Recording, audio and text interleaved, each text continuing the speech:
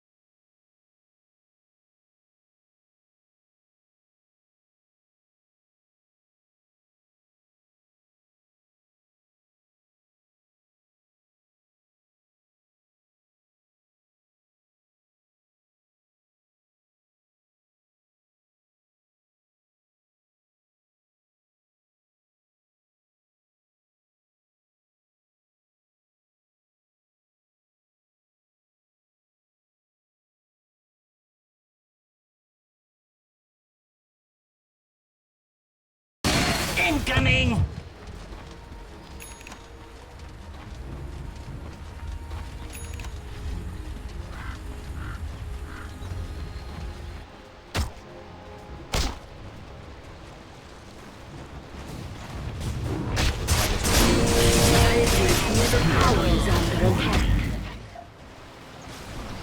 Dire's bottom tower is under attack.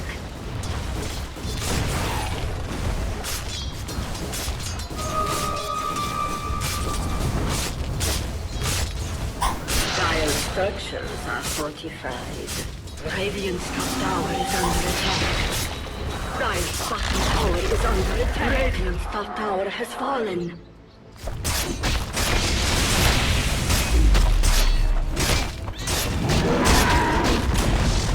Dire's bottom tower has fallen.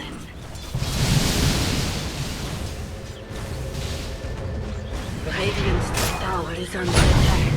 Juggernaut!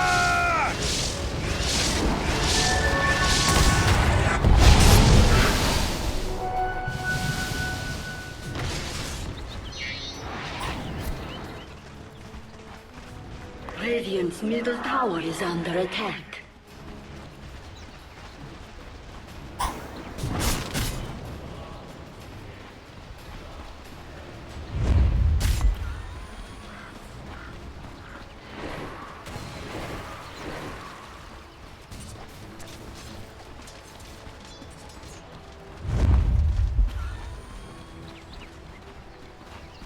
Dire's middle tower is under attack.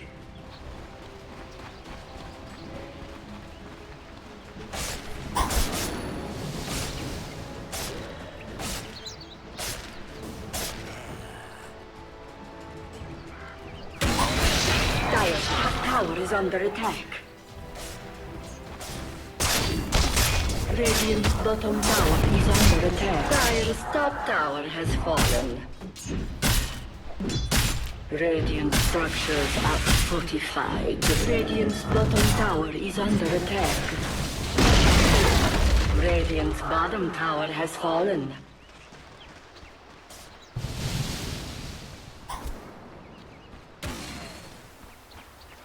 Dire's top tower is under attack. Radiant's bottom tower is under attack. Radiant structures are fortified. Dire's top tower is under attack. Dire's top tower.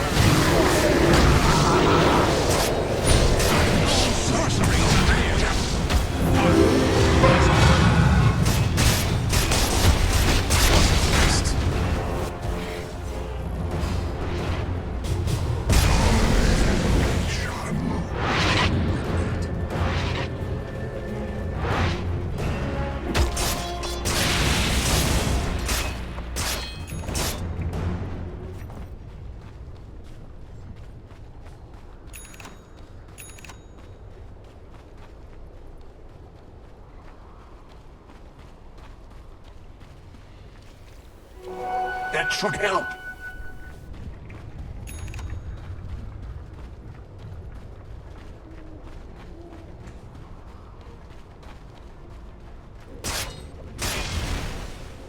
Dire's structures are fortified. Dire's middle tower is under attack. Dire's middle tower has Monster kill! How is it you heard not my warning?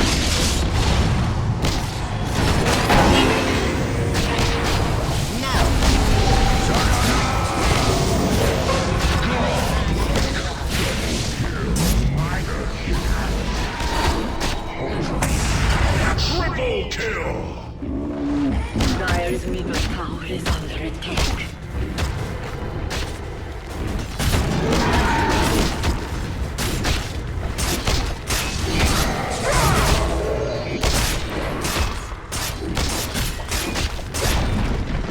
Dire's middle tower has fallen. Dire's middle tower is under attack.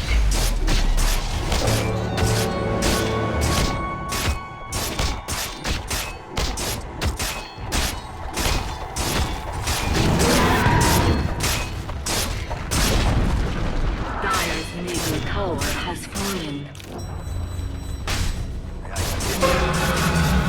No sorceries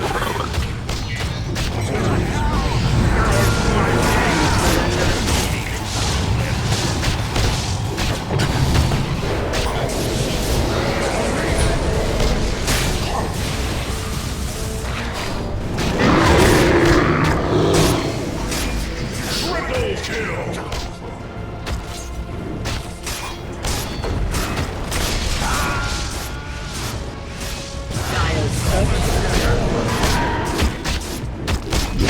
Dire's middle barracks are under attack.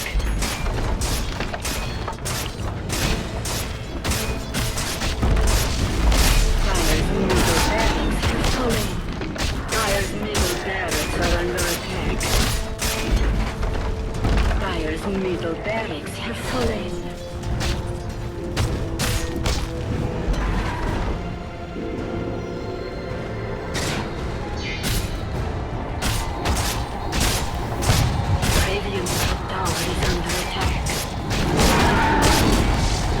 Dire's top tower has fallen.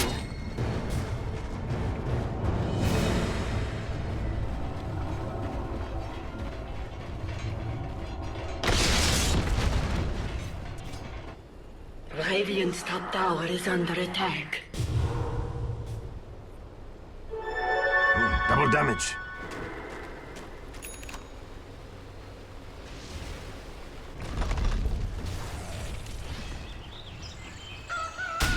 Healing and harm.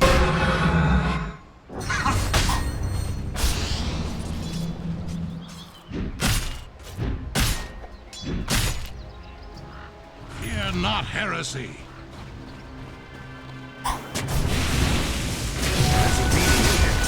Unstoppable.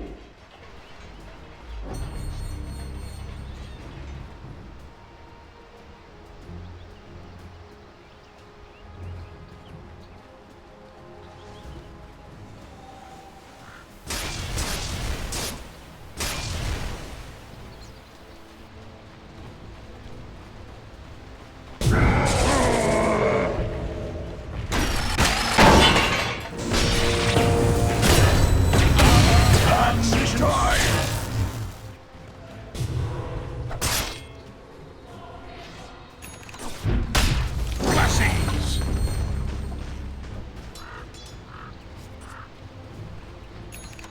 Radiant's top tower is under attack.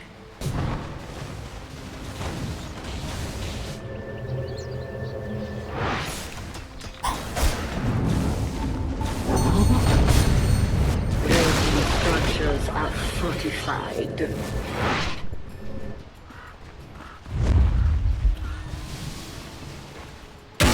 Do it with flair.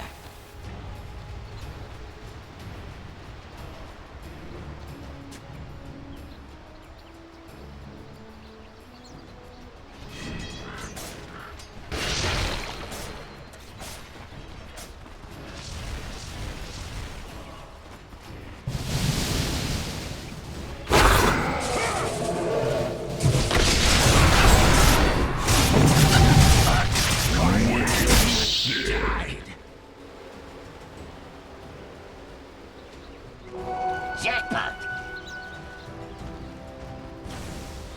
Radiant's middle tower is under attack.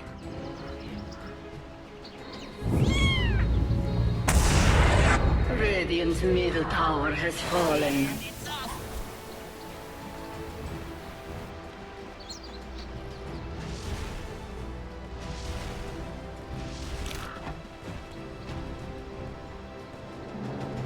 All wands will break.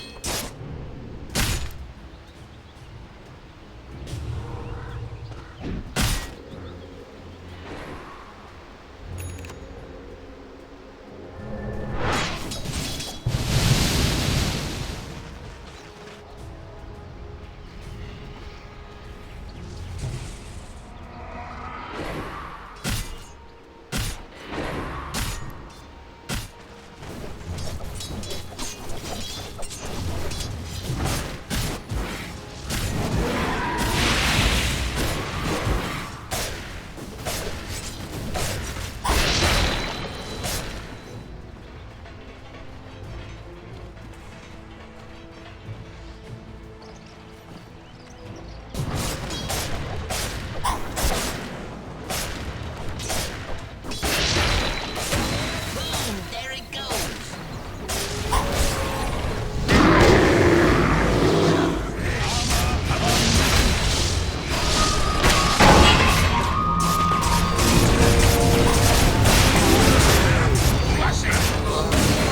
And it's up.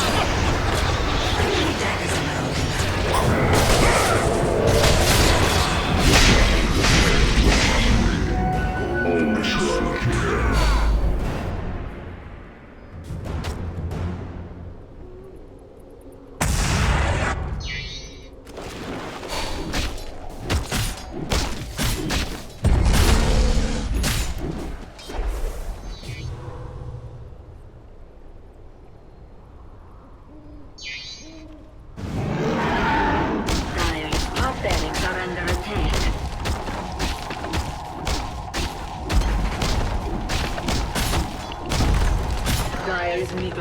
is under attack.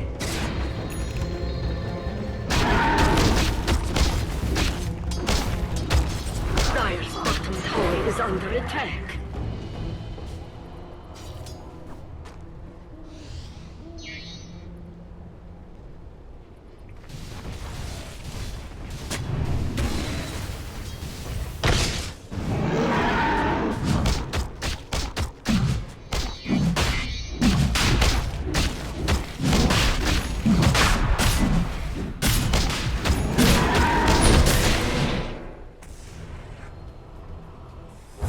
Roshan has fallen to the Radiant.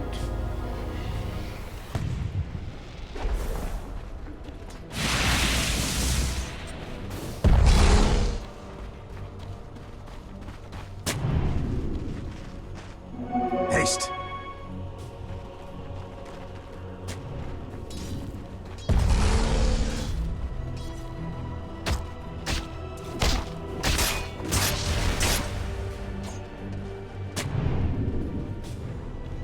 Dire's bottom tower is under attack. Dire's bottom tower has fallen.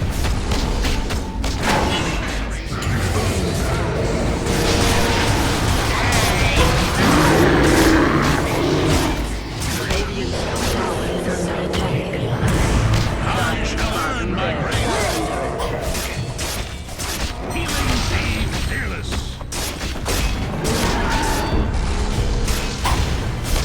Blind spot.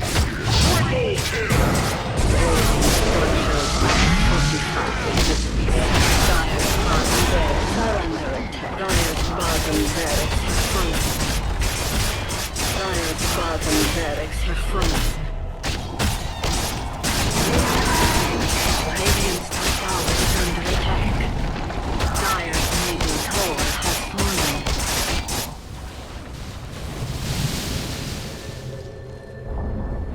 Dire's middle tower has fallen.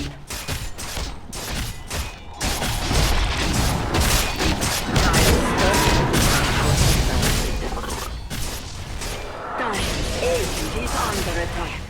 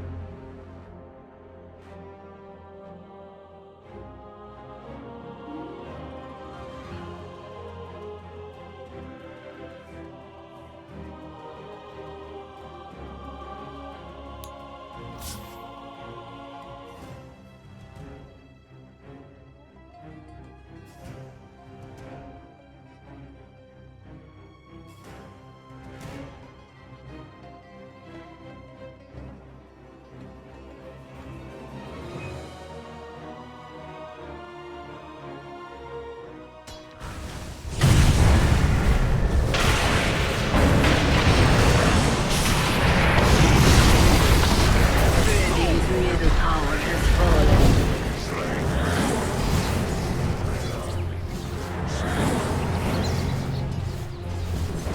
One down. An ill wind carries me.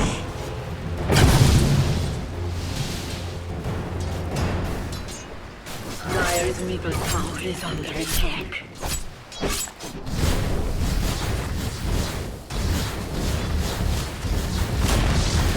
Dire's middle tower has fallen.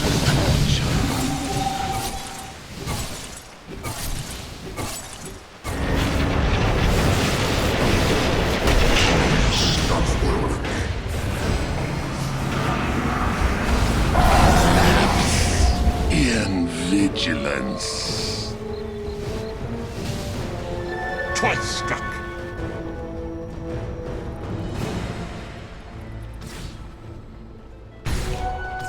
Waters rise.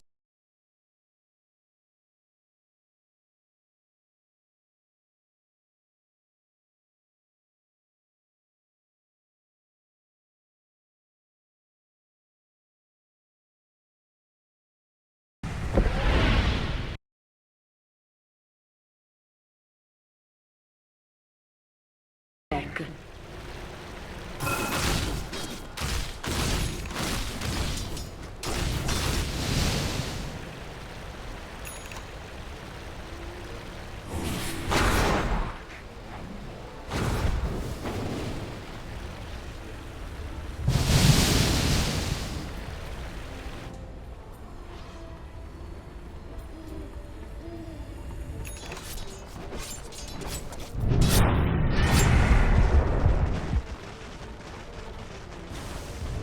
Radiant's bottom tower is under attack. Dire's top tower is under attack. Radiant structures are fortified. Dire structures are fortified.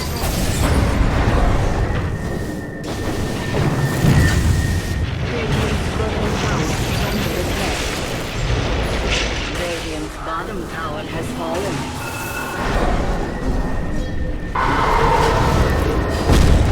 Ruination.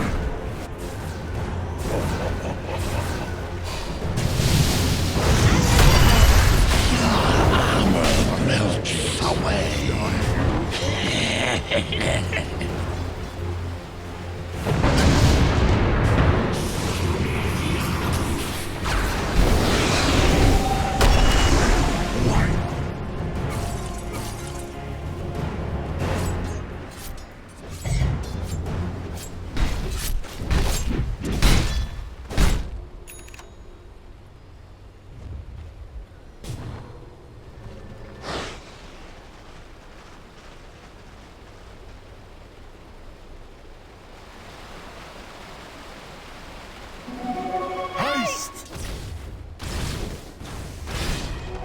I was meant to have this.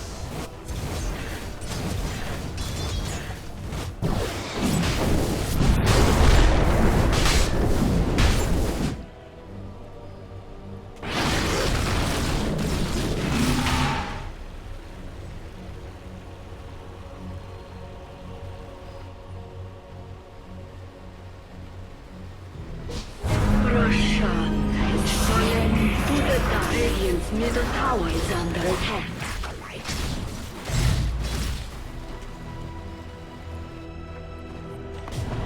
Dire's top tower is under attack. Dire's top tower has fallen.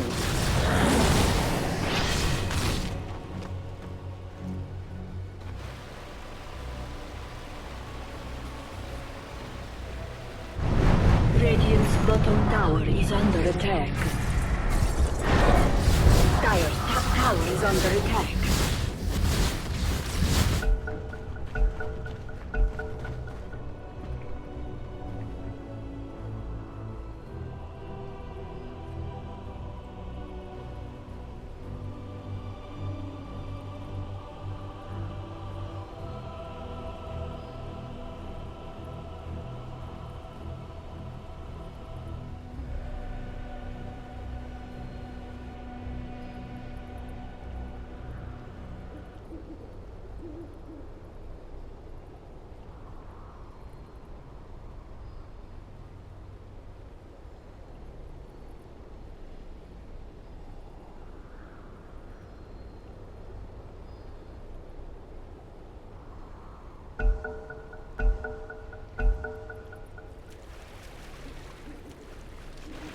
Dire's top tower is under attack.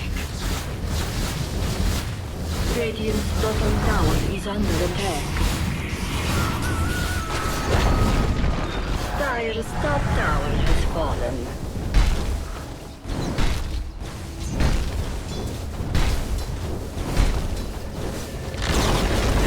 Radiant's bottom tower has fallen. Radiant's middle tower is under attack. Dire's top tower is under attack. Radiant's middle tower is under attack.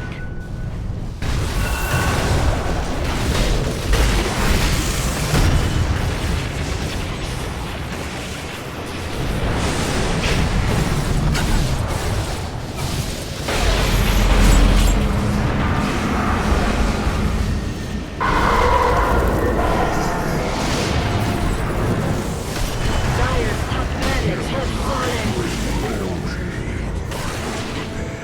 A death portal.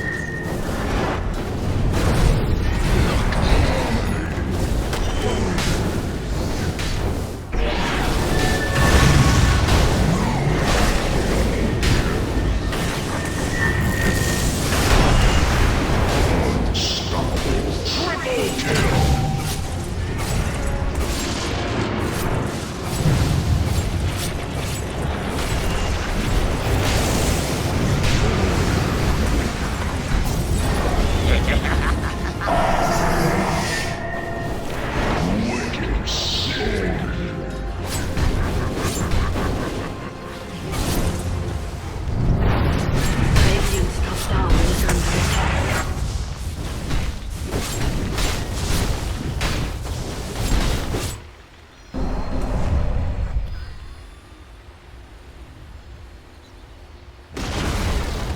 Radiant's top tower has fallen.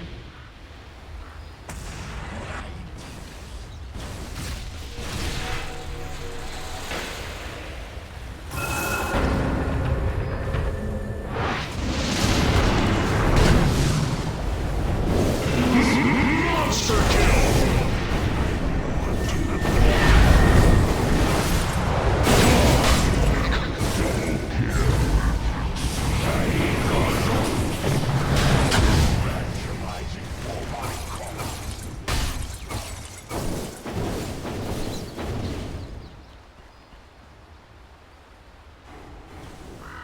Radiant's middle tower is under attack. Radiant's middle tower has fallen. Dire's bottom tower is under attack.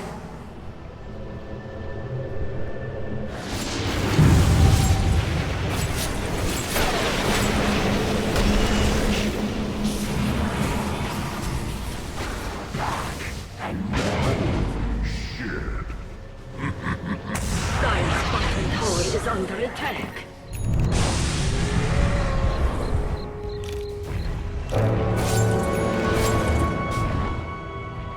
Dire's bottom tower is under attack.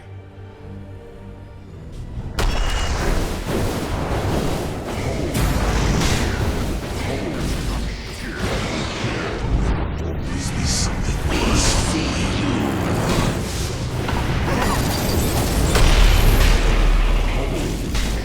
Triple kill! Sharp pain you felt was my intellect.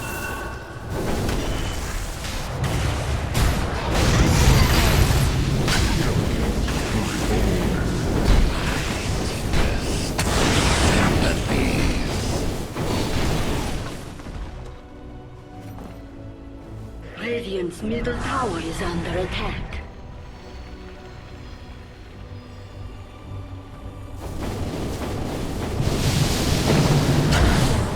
Radiant's middle tower is under attack.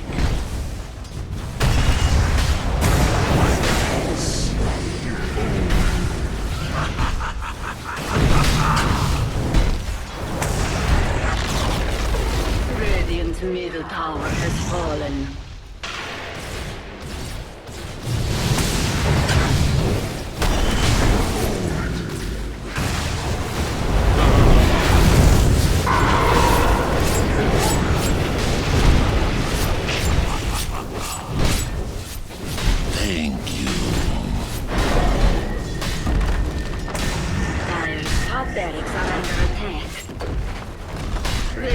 Radiant's middle barracks have fallen.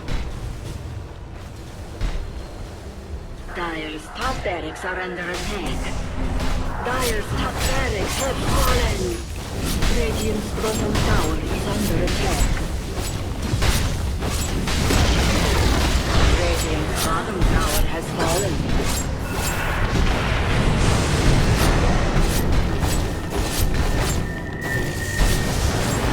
Radiant's bottom barracks are under attack. Dire's middle tower is under attack.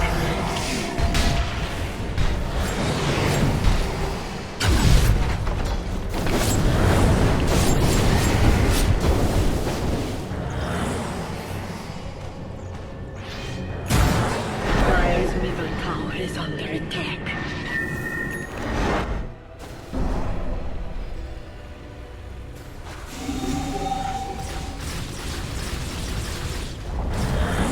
Dire's middle tower has fallen.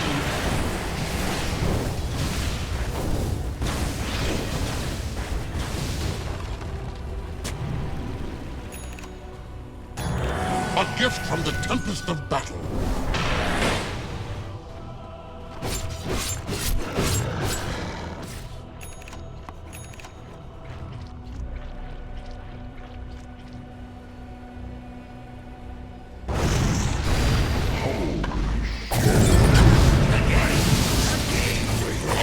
Once again.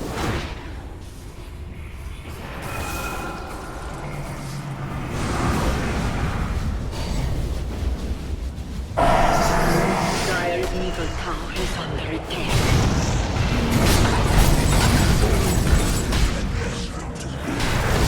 They who live by the wand shall die by my blade.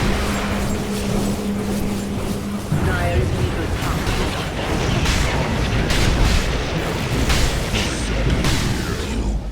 Radiant's middle tower is under attack. Dire's middle tower is under attack.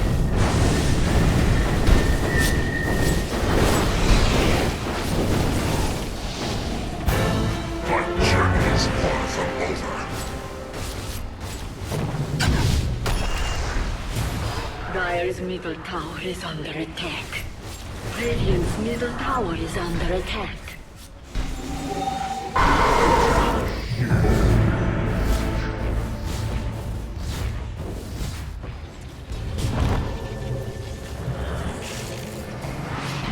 Mega kill.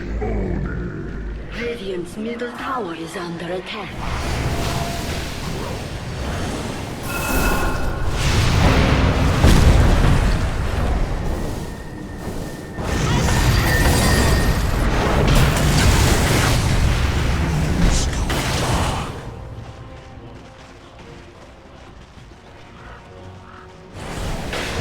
I return to the grasslands of my home.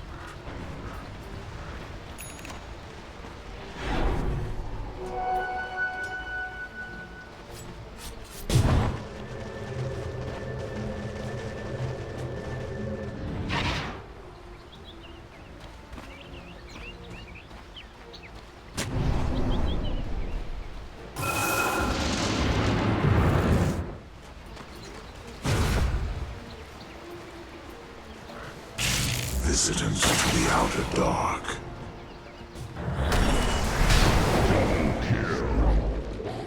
Bad luck.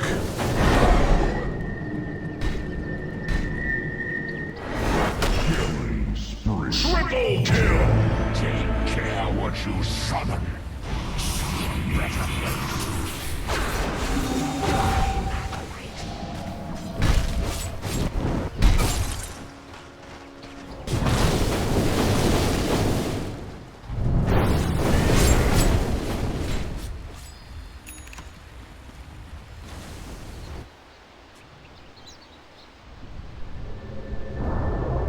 Radiant's middle tower has fallen. Radiant's middle tower has fallen. Dominate. Radiant's agent is under attack. Kill.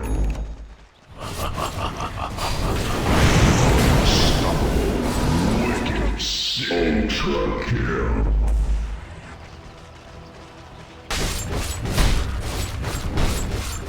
Radiant's agent is under attack.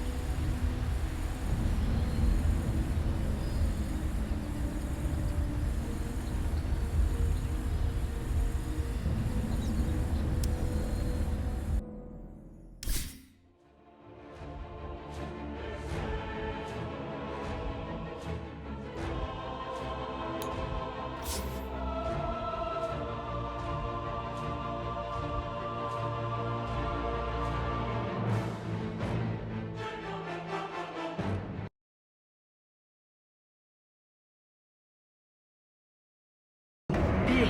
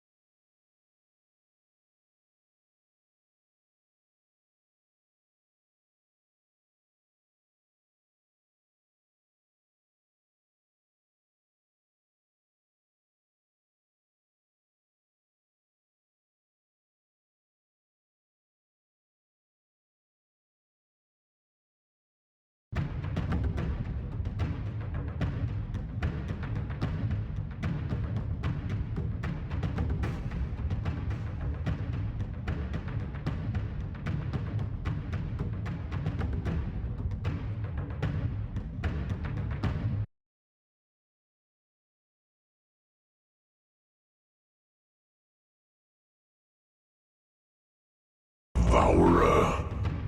Radiant team, ban.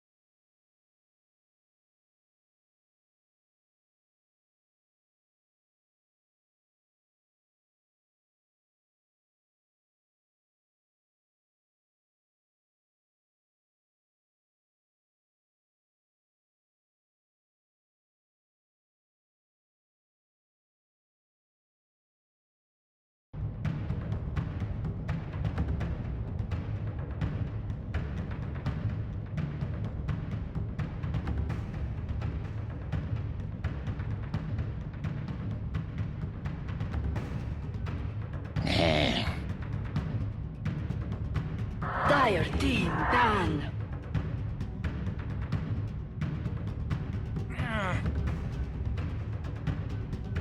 Dire team, pick. Waits. Radiant team, pick.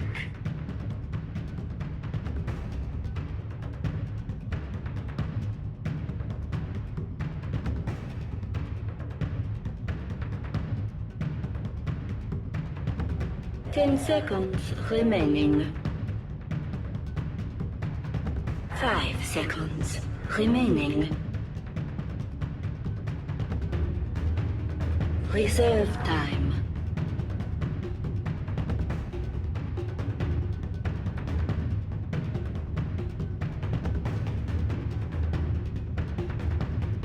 Shadow Fiend.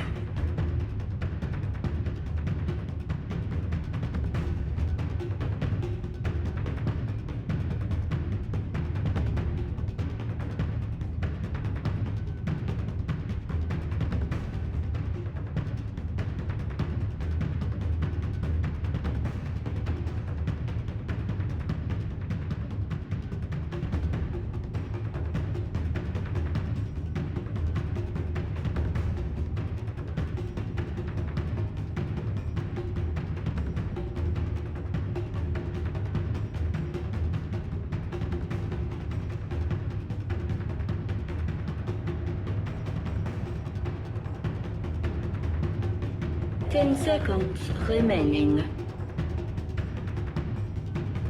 5 seconds remaining.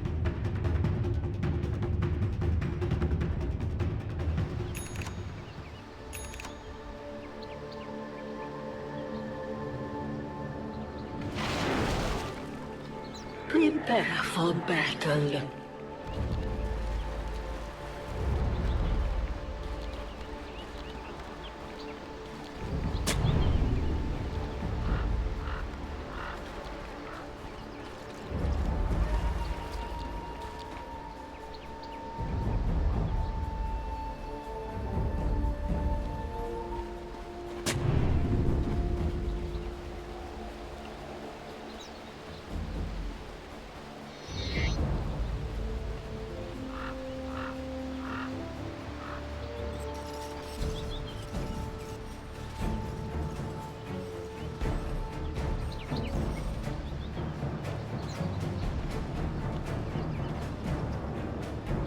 Thirty seconds to battle.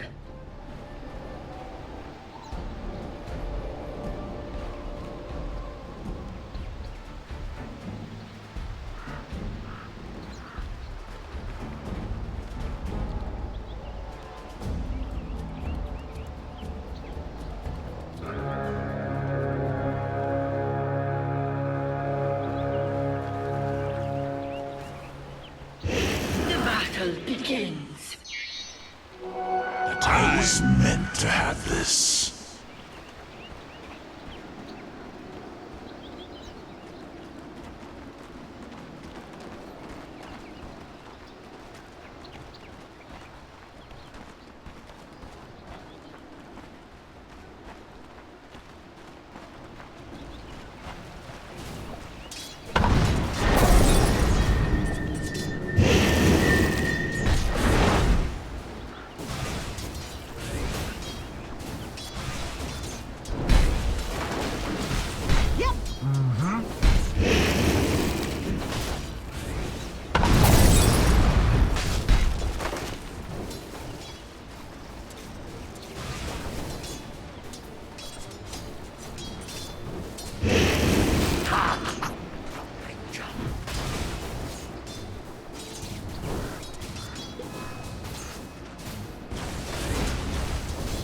Saw that one coming.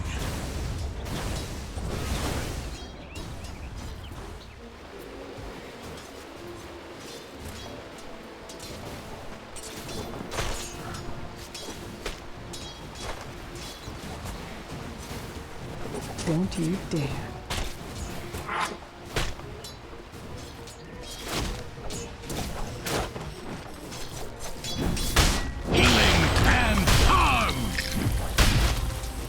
MSS was able to hit the purification, so like health-wise they're still pretty close, but CS-wise, Ramses is pulling slightly ahead, even though the creep wave's still in his favor. And that hasn't gone for blades, at so, first yeah. blood. They get him underneath the tower. They're just, I mean, the sinking in this lane is, they talked about the safe lane being secured by the Rubik and Undying, but because the Undying has been in the mid lane and sinking has just so much regen, Geralt really can't do that much at level 1. You can hit him with the frost arrows, but he has stout shield already and boots to boot. They're trying to have a crack at mid. Savage he doesn't have any control when he rotates like this as the Undying. Dude, he has Arcane The problem is he doesn't have Eternal Envy. Eternal Envy's back behind the tier 1 tower, still trying to find some CS. 42 mana decay though, Toby. 42. With 7-second cooldown. It's nasty. Yeah, you just don't want to be up against that at all. Shadow Fiend's already sitting at less than 500 HP. But with the SF, like it's not that bad, right? Because he's still on Radiant side, he can still stack for himself. But with 2.5 minutes in, there's no Radiant stacking being done, including Ancients. So he has 9 souls. Do you look for that flash farm? Nah, he has 9 souls already. I think that's good enough to start contesting as well versus the OD. Oh, there's VP maneuver. They're getting really aggressive on the top lane, coming in behind the tier 1 tower. AUI as well as 1437 have to defend themselves back inside the tree line. Actually bringing more help, but the Undying will TP top. This is what Winter was talking about, that rotation of the Undying if you have to secure your draw lane. And now the OD's fallen behind in CS in the mid lane, 13 to 11. Well, Savage, Pasha, gonna get that Burrow Strike off. They'll keep him slowed up, but maybe, well, they're splitting up so he can't get an easy decay. But with the Gust back, they've got some space. Pasha's dropping down low. Savage, still with the Caustic on him. He won't fall from this. The VP definitely trying to make it so this NP safe lane is not safe at all. Yeah, this is not what you want from your Drow Ranger lane. This is like one of your worst nightmares as a Drow Ranger. You have 2 other people in your lane that you actually need to help. So you're not getting that much experience. You want your max true shot ASAP and maybe some life leap so you can farm a little bit more. And he's not able to CS well either. Although he is doing pretty decently. 14 is more than I would expect from his lane. So AUI pulling ahead. Yeah, actually, every single lane for the cause, they've all got some decent CS. The SF, of course, is breaking free ahead. Yeah, Ramsey is somewhat in danger of dying down there. And then Lil rotates over. Oh, the purification. Hits Ramsey's hand, but he knows he's okay. Lil's still bottling him up. Ramsey doesn't have an open wounds available. He's got Rage up if he wants to have another crack, but MSS is already back into the safety range of the Tier 1 tower. And Pasha narrowly escapes a gank on the top lane with a level 1 Sandstorm. Picked it up quite early. I like that pickup. Seen far too many go 2-0-3. He's versus a range hero, so I guess the call may be a little bit more wise for him to go for the Sandstorm rather than max Caustic. Well, there's nothing that really pulls him out of it, right? Like, there's no AoE stun that you're going to be triggering apart from, like, you've got the Gust to break him out of the channel. Yeah, telekinesis drop on top of him, but it's all a little bit slow. It's more so that the supports have to actually invest some wards. MSS, this is very optimistic. He's chasing down, looking for Lil. Optimistic actually pays off. Got close enough for the purification. Lil hung around just a little bit too long, and now that's the Soul Ring up for the Omni Knight. Yeah, the value point in the... Or actually, he got 2 points in the degen. I like that.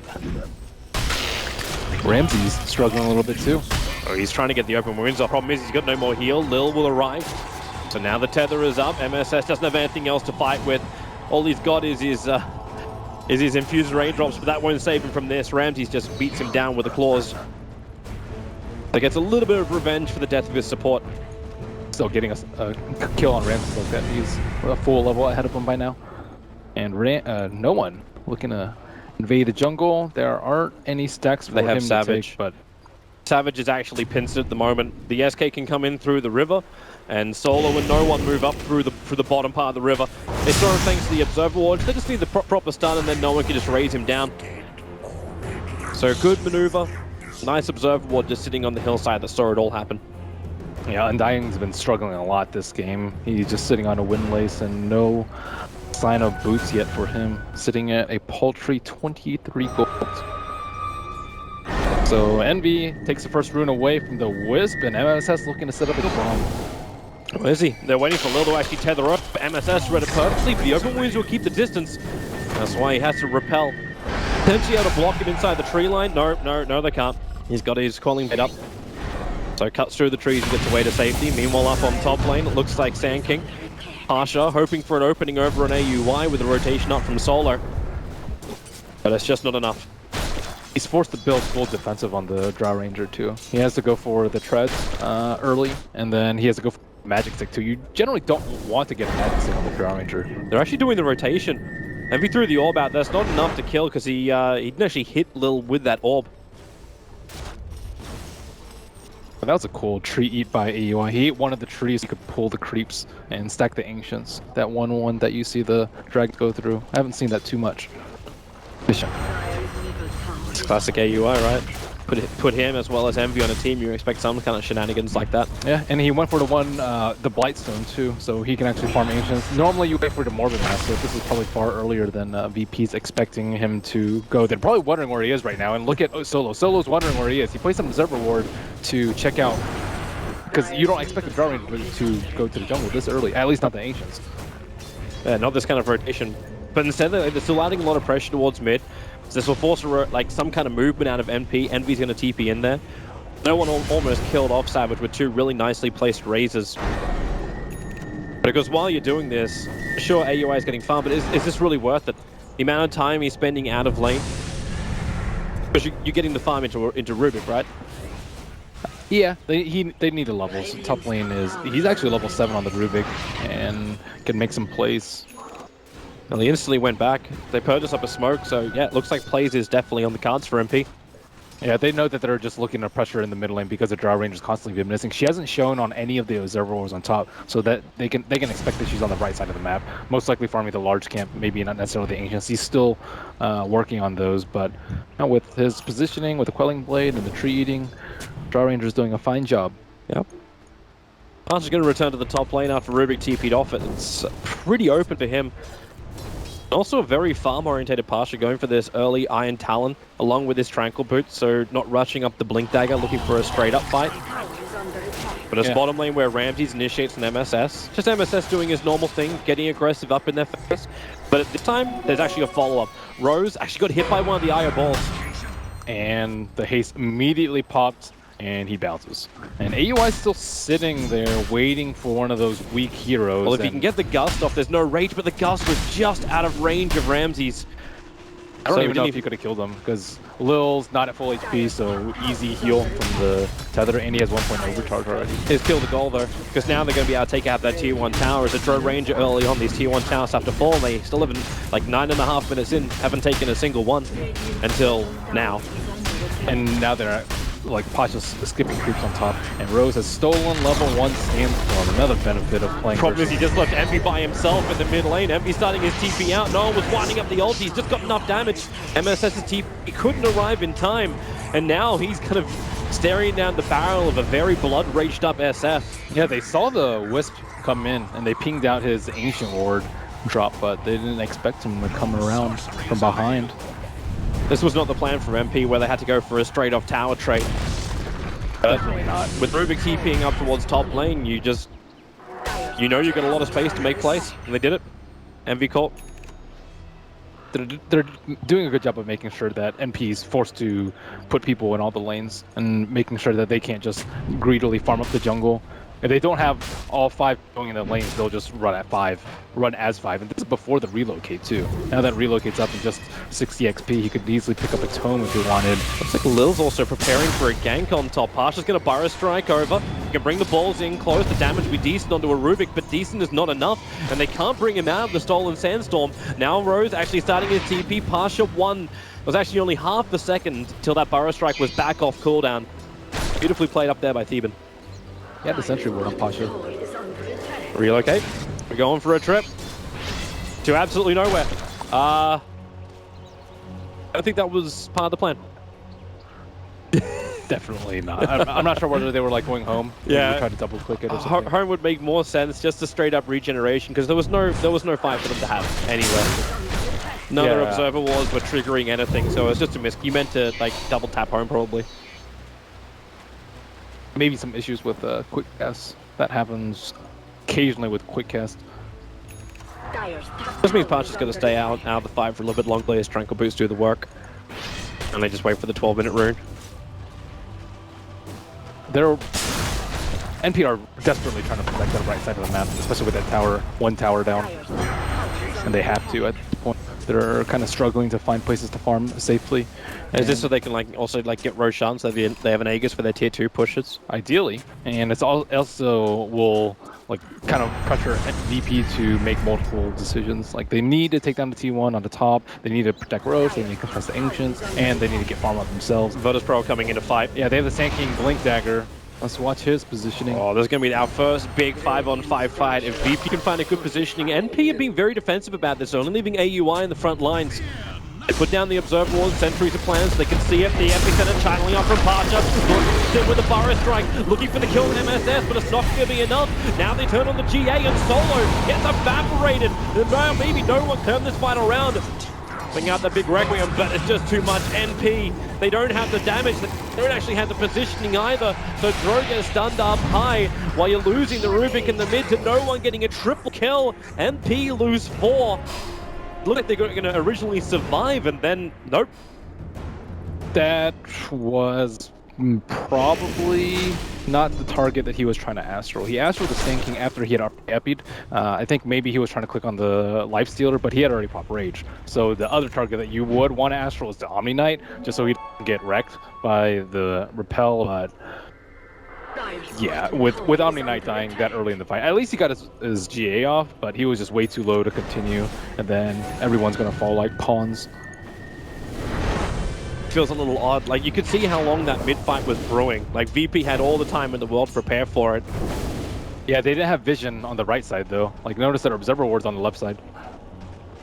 We'll have a quick look back at it again so we can see that maneuver. I think he's just outside the Observer Ward range. They placed one around AUI, but he astrals the Sand King and all the spells come out from the Omni Knight, but then he gets Requiem and easily Shadow Rays down. And now they're trying to go for a Roche. SVG gets bashed up, SF Illusions, scouting them out, and Yeah, they're trying to do the Tombstone tank. It's not the dream. It's almost like MP were also playing the bluff card by putting Envy down on that bottom lane, so he came out past the tier 1 tower and ended up dying to a Virtus Pro gank. So now you're an OD down, you're losing your tier 1 tower, and you just don't have the strength to fight. GA is still not back up again. The Tombstone's wasted on the pit, so you cannot fight. On top of that, they don't feel safe to farm anywhere. They have to worry about an Invis SF. He has Shadow Blade now, so you can get Requiem with level 2 and easily burst it down with one raise or a right click. And then you have to worry about the Sand King stun to relocate. And pretty much none of these can be prevented except for an Omni Knight sitting right behind you. But if they have vision on the Omni Knight, both of you guys are dead. So that means they have to commit more heroes than they want to each of these objectives that they want to go for. And VP just read that like a book though, the Sneak Roche, and that's kind of what you expect when you play against Envy. So it's a little unfortunate for MP that they've been so readable at that point in the game. When you're behind, you try and go for a big play like Roshan. Didn't work. VP read it, and now they're so far ahead. We saw that quick matchup as well between No One as well as Eternal Envy, and it really does show distance of these heroes. 8.5k on the net worth of the SF compared to the 5.2 of the OD. Envy just is a bit of a non-factor at the moment. Oh, they smoked, and Drow Ranger attacked the Ancients, so she will not be involved in that fight. I don't think she wants to be at this point. If she's still farming up the Ancients, unless she's going to walk in. That Observe Ward on the hillside from Virtus Pro, it would have scattered a small movement, not to mention the one which is sitting just in front of that bottom rune. But they're quick enough. They've done it. They actually pick up the Aegis model, they get into the hands of AUI, and they'll get out before Virtus Pro can react. Or can they? Pasha's in close. He's lined up. He gets a double Burrow Strap. The Ghast is actually going to miss. Same with the Decay, and now No One looks to open up. AUI separated from the rest of his team, sitting inside the pit. No One just going to TP out. They don't want the fight. Positioning isn't perfect for them. Just let it go.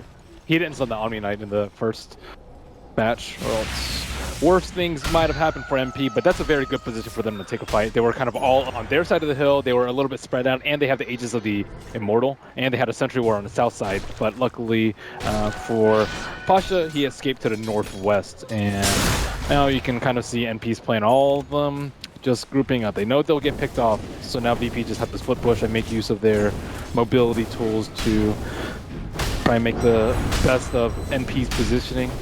What do you think about the item progression of No One? Going directly in for Silver Edge before going for something more common like a BKB up against an OD? I don't like the Silver Edge here, because with the repel target, you can kind of just ignore them. You break them, and then you just kill everyone else. And like, okay, we can't kill you, but you also really can't do anything for us. I think it also makes them a lot more tanky. The BKB, it's a common joke that it's like a game-losing item if you get it this early, which I think they have to entertain the possibility of it going quite late, and I think going for a BKB now would just be far too deep for him. The Silver Edge, he can do a lot more, he has a lot more uptime on his Shadow Blade, but at the same time, looks like he may be in a little bit of a pickle here. Yeah, NP Smoke maneuvering to the bottom lane, they're looking for something. Except for one pair of sentries in the Rubik, which is not really going to cut it versus an SF. You can't need the dust, and Ramses knows he's safe. All he's got to do is just rage and get out. So there it is, the Silver Edge used by No One. He's away from Eternal Envy. Ramses already forced the fortification out in that tier 2 tower. TP support's coming up, and well, Rage and TP. He'll start it up, and there is nothing that can interrupt him. Easy split divide maneuver, and NP have to waste one of those valuable smokes. And this also buys time for VP to get a Diffusal if they want. Shadow Fiend looks like his next item will be a BKB, as I see the Ogre Club in his inventory. Sand King might actually be able to purchase one, I would say, with the rate that he's farming. Would you look to him to actually get that? Like right now, he's got not Blink sure. Dagger Oh. as well as Yule I see it Scepter. on Life. I see Lifestealer building one. AUI. He knows he doesn't have that. His Gust is now nothing. You just Yule's off the silence effect, and it's just a simple Blink or Sandstorm away. Yeah, he is very difficult to kill right now. The only actual lockdown that they have is Rubik and potentially a Burrow Strike from Rubik if he gets it. And Pasha feels very safe to farm. They're SVG hoping for top. coming around with Invis, but Yeah. how do they kill him? Well, I don't- you don't. It's I don't very think simple. But you entertain the idea for a moment because he uses his Burrow Strike to farm. You're like, okay, maybe this is the way to do it, but no. He's still got too much escape. But now it looks like MP will at least be able to claim this tier 1 tower and VP in no position to fight back. They will be in just a minute. I think that their reign of terror is about to end pretty soon. NPs is with their H6 expiring and the Diffusal coming out on the Lifestealer. He's also hidden his Diffusal Blade. He hasn't made any signs of showing like even a Rogue, I would think, would probably give it away on him. Also, a Blade of Alacrity would almost certainly make NP like much more scared. But with this, he can pick it up. He can hide inside the thinking, and they won't know. And actually, the chicken's coming out right now, so they definitely know that something's and wrong. right onto the tier 2 tower. I haven't seen anybody ping it just yet, but with the courier making a double maneuver, is this almost going to be like a trade-off time? VP are fairly strong. They're beating it at the tier 2 tower, both teams. Like, vacation going to go down for them. He's not really that scared, because if they split up, they can easily just reinforce the numbers. Well, you look at relocate. Ramses, he's solo pushing mid lane. The first TP's coming back now from Eternal Envy, but Ramses rages up. He does his own little trick again, so stays inside the rage, does his TP, and then is away. And he took off almost half of the HP of that tier 3 tower. Mm-hmm. Aegis out in 30 seconds. I think it's about time that VP can make a move, and no one was just farming their Ancients, and now they're slowly losing out in the economic war as VP pull ahead with a 10k net worth lead, and VP almost certainly not going to be willing to give them the next Aegis if Shadow Fiend's BKB is up, and BKB up, Diffusal up, Aegis expired. I think this is it. So if you're Virtus Pro, obviously you don't feel like you're on the clock with your lineup, everyone's looking really, really good. Do you not give MP to fight inside the base? Like, do you actually want to delay this game out by like another 20 minutes until you become almost immortal against the MP lineup? Or is this giving MP too much space to come back? I think it just depends on what MP wants to do. If they want to farm together as 5, they need to do it in a well-fortified position. And they always need to hide the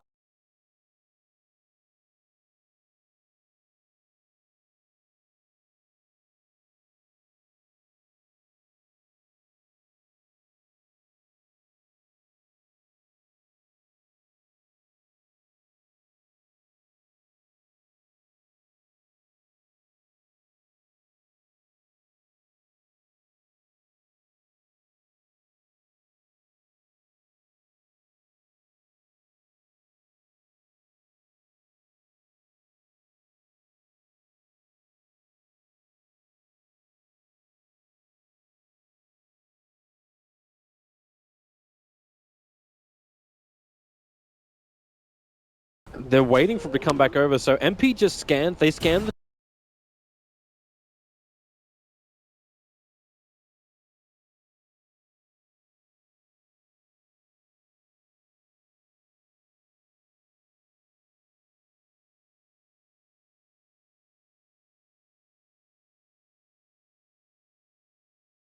the Burrow Strike is there, and they kill off the Drow Ranger. No one lines up the ult. He doesn't actually hit on anybody apart from his own teammates, but there's still 2 heroes down for MP. They're trying to bail out of here with at least casualties as possible, but there's still going to be 3 heroes lost for MP.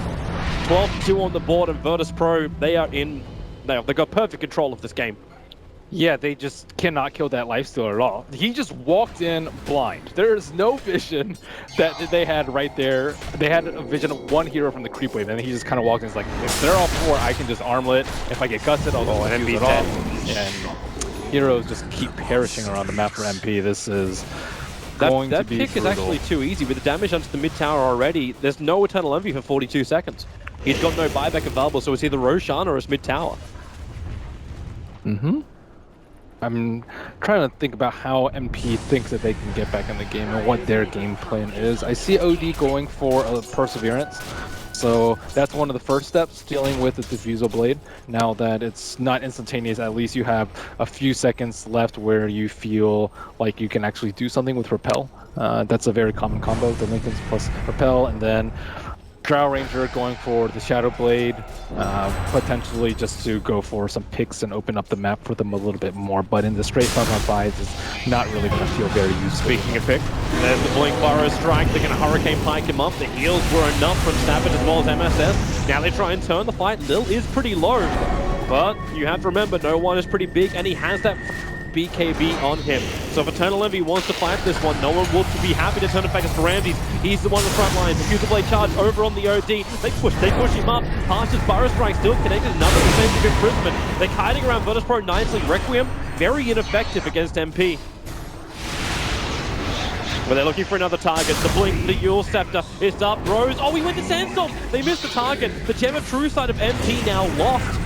It was sitting on the Rubik. There was no one that got the kill, but now they get a multicast over an Eternal Envy. This could be him down. No buyback, a double kill for the SF, and a double Burrow Strike from Pasha. Right on the money. Triple kill for no one. He'll look to make it something a little bit more. Will it be the Rampage? It's an ultra kill at the moment. Savage is the last one to play. Push him in, and there it is. A Virtus.pro Rampage will force the GG call out of MP, and that is one very dominant game from Virtus.pro with a double Rampage just to add some icing onto the cake at the end. What a way to kick off the Boston Major for VP. Looking strong, favorites for a reason.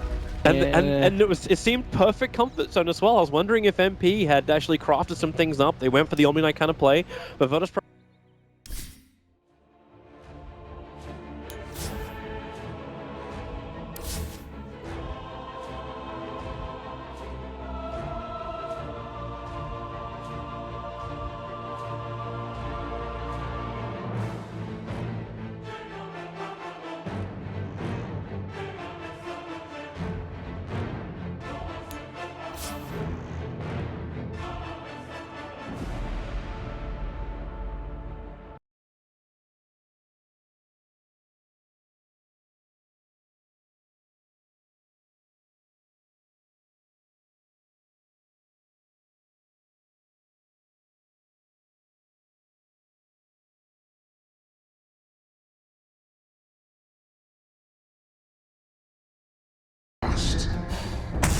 The only casualty of this skirmish. Afu played that unbelievably well. Like, he got 2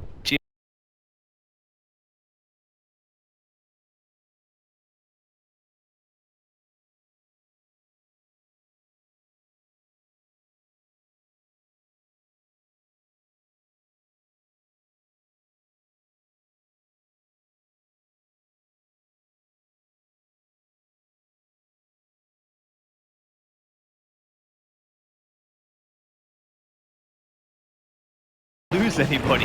I thought for sure they were going to lose at least 1 or 2 there, but they managed to disengage and still pick up the Sand King. So what looked to be almost a disastrous engagement, Wings managed to make look not too bad.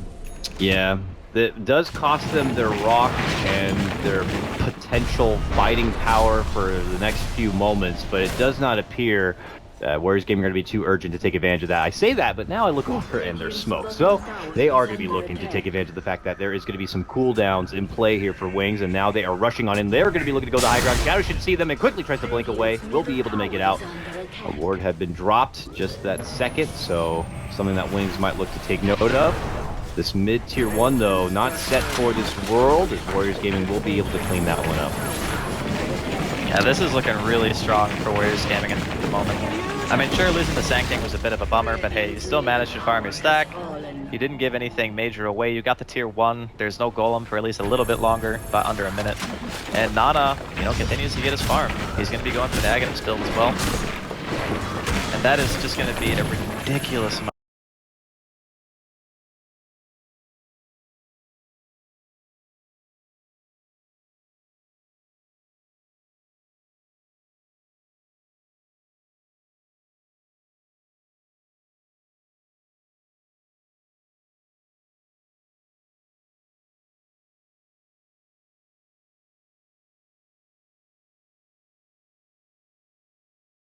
It's Yeah. just only going to get stronger.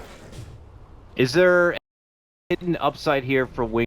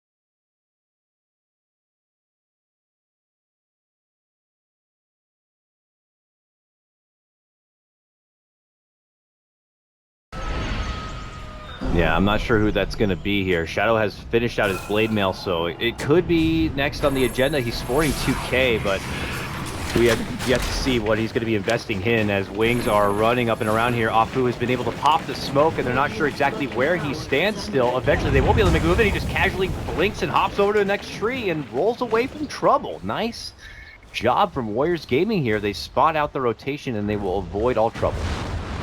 You can see, like, on the map, too, the War of the Wards. There's just an insane amount of sentries down from Wings, and there's also a pretty good amount coming in from Warriors. Neither team is really that great at killing Roshan. Like, they can both do it, but it's not fast. Like, Luna doesn't really have that many damage items yet, so both teams are just going for straight up map control. They're not even trying to go for the Rosh, they're just trying to asphyxiate their opponent as best they can. Seeker accidentally blinking into a Sunstrike on that one, was able to refresh and get it back, but they just annihilate and take down that tower. And Wings taking a lot of shots here, going to be forced to draw on back.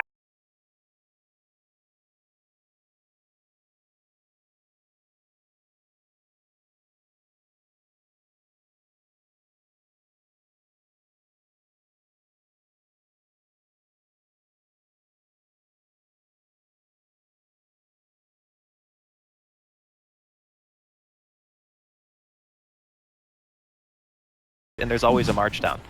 So there's never a point where you look at something happen and you just say, oh, we can go on this. It's just, oh god, there's march and more illusions. We can't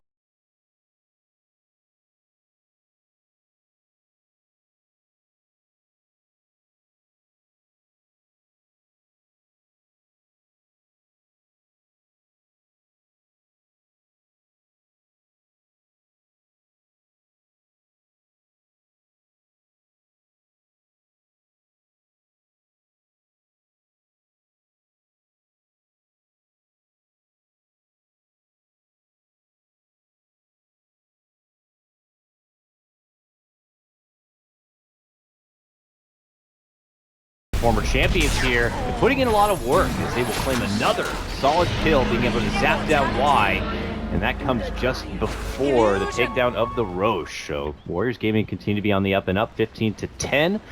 But I haven't been able to check out much of the team net worth graph until right now. This is only recently they've been able to kind of take the net worth back, so credit to Wings Gaming with their tremendous amount of farm power, but nonetheless, Warriors Gaming are now on the up and up. They have an Aegis, they have sieging potential, they have, as you mentioned, plenty of non-committal push, and they're looking to take that set push down towards this mid lane. So let's see what Wings could do to pull out any sort of defense. I imagine defending this tier 2 is probably not going to be the highest priority, but they'll see if they can get a few jabs in.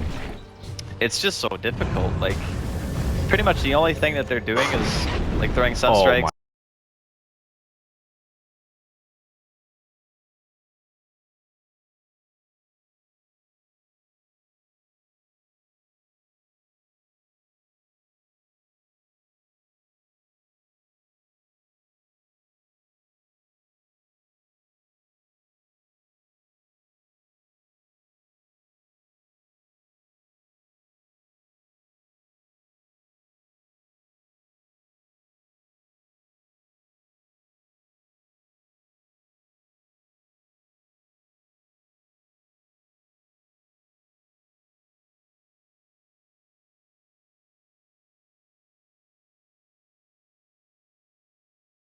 such a set in stone item progression. Like a lot of heroes change at least 1 or 2 things per game, but Axe is always just like Blink Blade Mail or Blink Vanguard or Vanguard Blink, blah blah blah. You know, you get him in different orders, but you pretty much always buy the same things. So I'm curious to see what path he decides is best. I mean, I wouldn't want to be in his position, let's just say that. This is a hard game now for Axe. This is like super, super hard. I would never want to play Axe in this style of game. Nana is like right on top of Ice Ice right here. Shadow's nearby now. They are eating little bits of damage. You can't blink into the trees to try to scout anything out, but Nana's going to be gone. He actually looks to teleport back in. He'll cut down the creeps, but look who's rolling on in here soon. From the south, it's Warriors Gaming. But it looks like they're not going to pursue further up towards the top. They're looking to cut off the lane here and kind of just continue to choke Wings Gaming back inside their base. And look at that, Andy. It's a BKB that was picked up by Shadow. So that seems to be the winning ticket item for him. Let's see if they make it count. He's just relying on his team now. I guess the purpose of the BKB is not necessarily so you can deal damage. It's so that you can start the fight without dying, so that, you know, Ice Ice can find his Echo, you can get the Chaotic Offering down, and the spells can actually be used in some kind of cohesion. Because we saw earlier, during like the laning phase, when there was a Fissure into a Sunstrike or any Blink Initiation into a Sunstrike, they can get the kills. It's not a matter of if they have the damage, it's just being able to actually start the engagement. Yeah. So if you have the BKB, you can go in and not turn into freaking dust, and I think that's pretty much the main purpose of it here, just so he can buy time for his team to find the openings.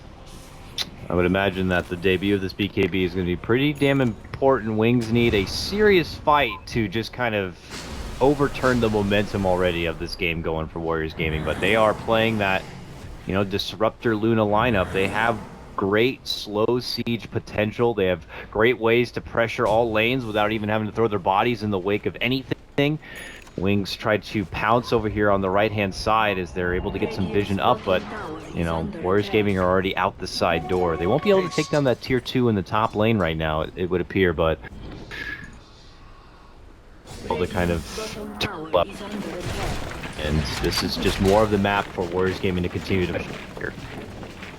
I mean, I'm very impressed with Warriors Gaming and how they're playing this out. Like, I was like, okay, I'm obviously favoring Wings, but I watched Warriors Gaming play during the C qualifiers, and I didn't see them play like this cleanly, like having so many like objectives on their mind and just going from point to point, saying, okay, we now know we can do this. Even with a lineup that potentially could go late game, like super late game, they're still the ones who are applying the pressure, still taking map control away from Wings, taking all the objectives they've needed to, and they haven't really given much up for it. I mean, sure, there was a couple of skirmishes where they lost heroes, but that happens to every team. You know, not every fight you take is going to be a good fight.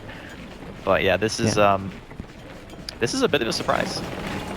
Yeah, Warriors Gaming were the second team to qualify through that C qualifier, but it was pretty much like Faceless that was the C team that was doing a lot of work. Fnatic wasn't really able okay, hold on though, we're going to jump in play, going from back and behind. Apu looks like they got to get the back liners before they get anything off. Big combo does come out, and they're going to be able to shred apart that Earth Spirit here. Will be the first casualty. Link already committing his BKB on this one, and Warriors Gaming pull off. Do not want to have any more of this fight. Wings didn't have to commit too much of their hefty team fight right now. They still hold their rock and company, so they'll just take the 1-pick.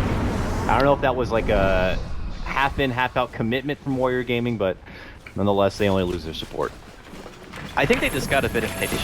Like, they weren't killing the tower that fast, and maybe Apu wanted to try to make use of actually, was the Aegis already down? Maybe it was. I'm not entirely sure, but it could have been fading really soon, and he might have said, okay, let's go. Nana caught there. They got done. That's a big one for Fissure. Yeah, Fissure and Sunstrike. Call, that is a lot of money. That is your second highest net worth in the game. Being plucked, that is his Bloodstone losing charges. That is a delicious pickup right there for Wings. Yeah, I haven't seen Bloodstone tinker in ages, actually. I was just going to mention that. It has been a long while. I guess his function in the team is pretty much just spam damage. And if you want to spam damage, Bloodstone is like one of the highest health / mana items you can actually get. So it's a good choice. Haven't seen it in a while.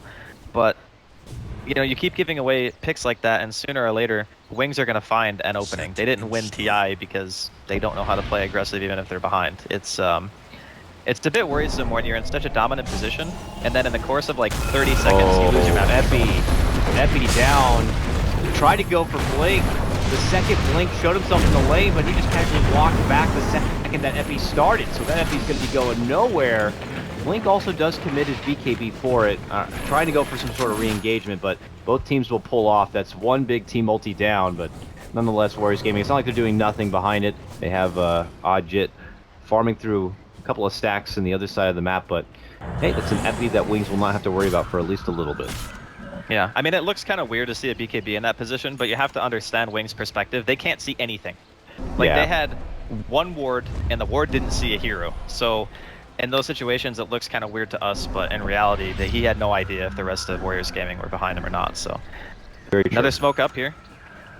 Here comes Wings. Smoked, hustling, doing another one of those crazy to bottom lane wraparounds that come all the way through the back door of Warriors Gaming, and they're almost in that same position. They have Afu as like the smoke detector on the left-hand side, but they fell for this once before. This time they're a bit deeper into this bottom lane. Wings are still coming.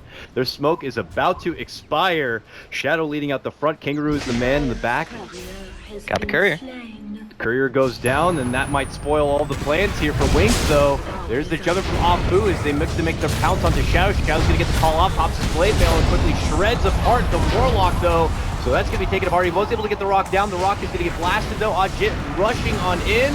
Shadow healed up a little bit from Faith Beyond. Afu re-engages, gets off a nice stun, but there's the echo from Ice and dunks it around to Warriors Gaming, and they may have to be able to follow it up. They'll get the Luna takedown too. Beautiful stuff there from Wings, and they're not done yet. Lil Nova on the other side is also going to get punished. Tinker is your only survivor. Your first confident and strong fight from Wings earns Blink a triple kill and a 4-for-1 trade for Wings.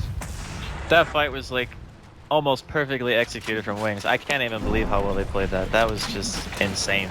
They, first off, they get the counter initiation. They jumped onto the Warlock. Shadow gets a 2-man call. The Warlock is actually allowed to get Golem off because of that call. Yep. And then the Luna pops an Eclipse on one BKB'd axe. Does a net 0 damage. Faith Beyond sitting behind the tree line, healing Shadow through all the damage that he's taking, and there's no one even close to him to be able to punish. The Shadow Demon's already out of mana, and they just can't do anything. Like, with the Tinker not being there to output like mass amounts of AoE damage, their teamfight just feels very lackluster. Okay, they're trying to catch some stragglers here in the bottom lane. Afu looking to roll on in. Faith Beyond, though, after being glimmered up, should get purged down. Shadow, though, jumps to the rescue and tries to get a call off, but Nana and company looking to make chase. That boulder smash is not going to get connection here. Faith Beyond looks to go for the Decrepify TP, but only amplifies the laser to the face. He will eat.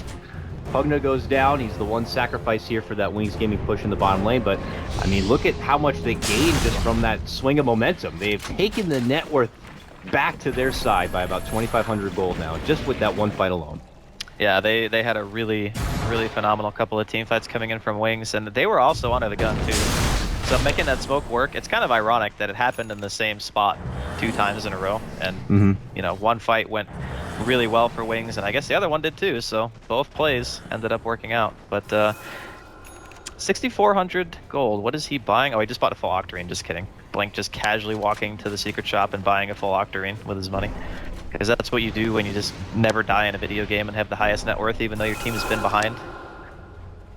Yeah, he's never died. He's been very touch and go. It's not like, you know, I'm seeing like the craziest Invoker ever, but I don't know. I'm not a big Invoker player. Like, what is making it work so well for him? Is he just playing safer than most Invokers? Does he just know the limitations of the hero, as they like to say? His positioning has been dying? very good. His positioning has been very good. And the other thing too is the nature of Warriors Gaming lineup. They really only have one hard form of initiation that does a lot of damage, and that's Sanking. So like if the Earth Spirit rolls on him, he does BKBs at this point. But earlier in the game, he was never putting himself in harm's way. And even if he was, there's a Blink Axe, there's a Warlock Golem, there's freaking Fissure and Echo, and you know, after that a Blink Echo.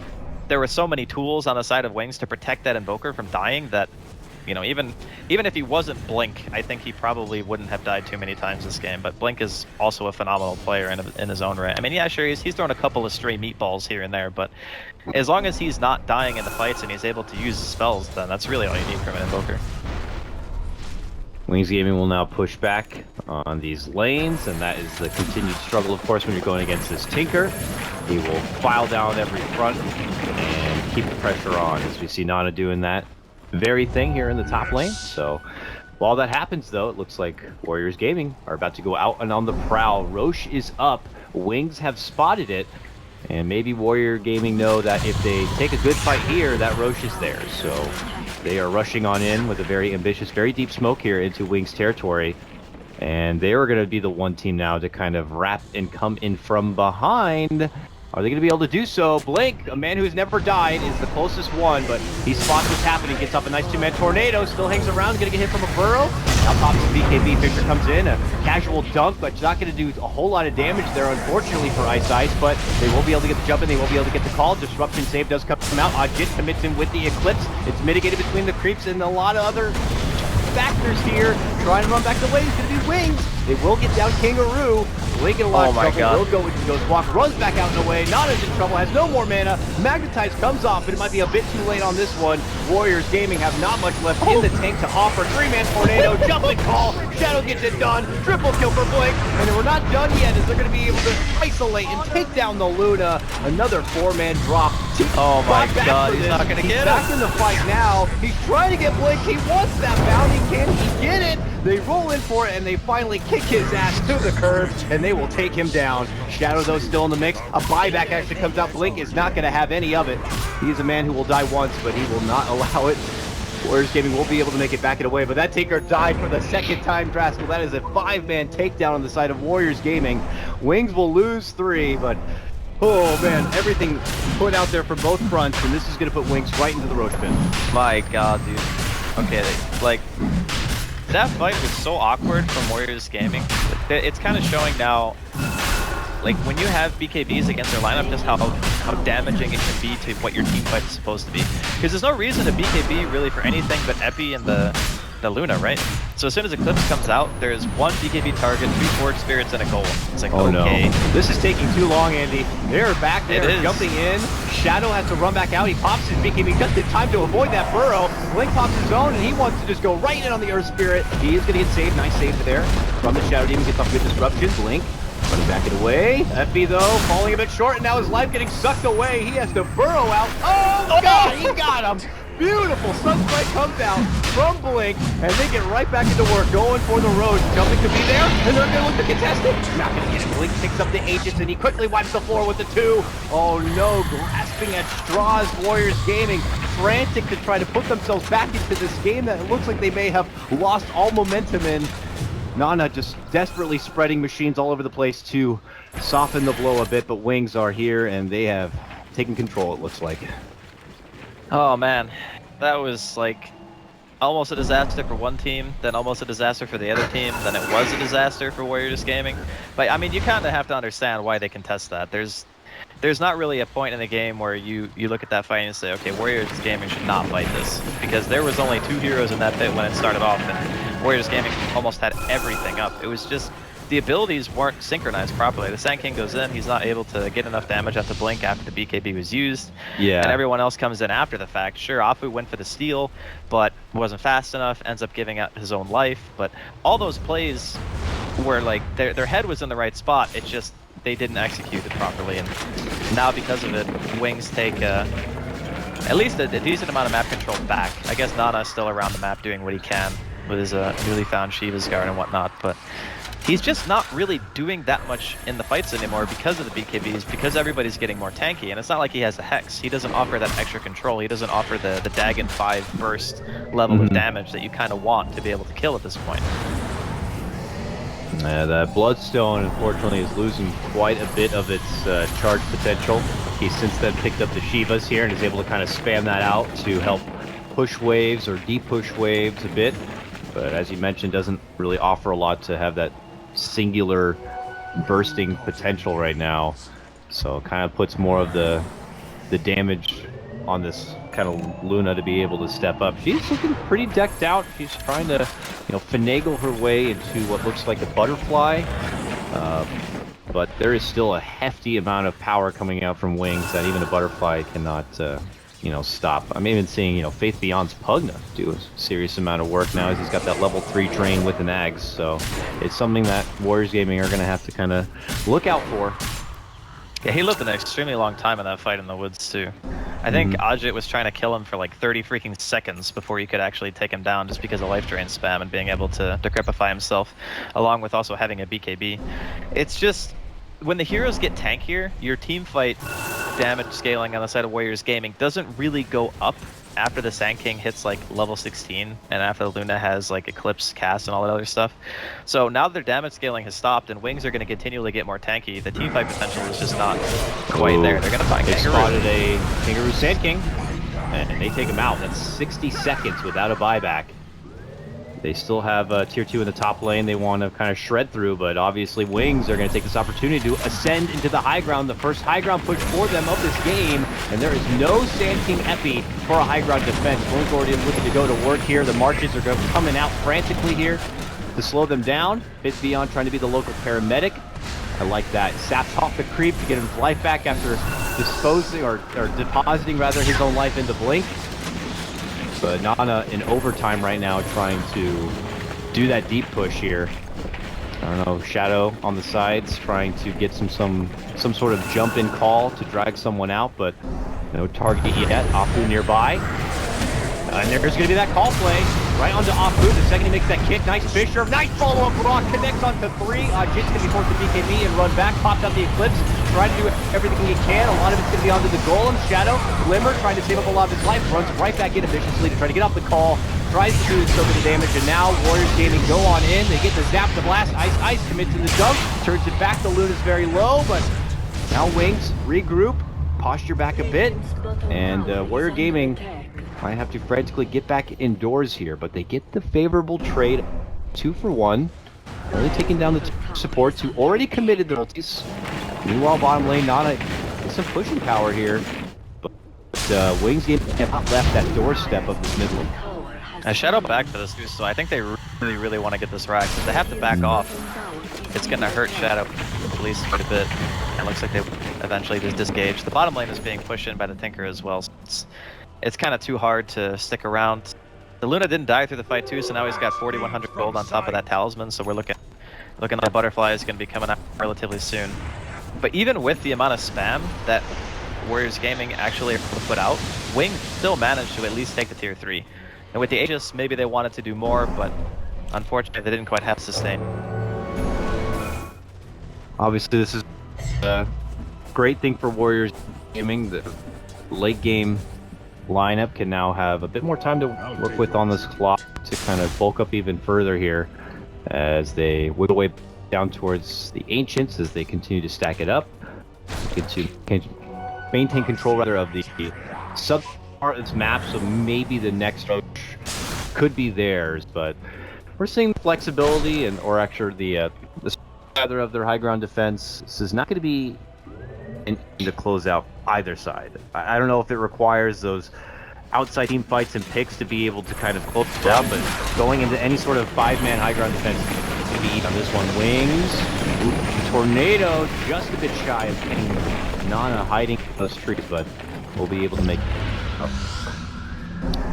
Yeah, the high ground, like you mentioned, is definitely, a lot of the times it's make or break, regardless of draft, but in these types of drafts, playing against a Tinker lineup with like mass blink initiation on the other side, it's daunting to try to just walk up there and hit buildings. Fortunately for Warriors Gaming, they do have Ajit, who is insanely farmed on Luna at this point. Yeah. Like he is almost 3,000 HP, he's got evasion, 31 armor, BKB.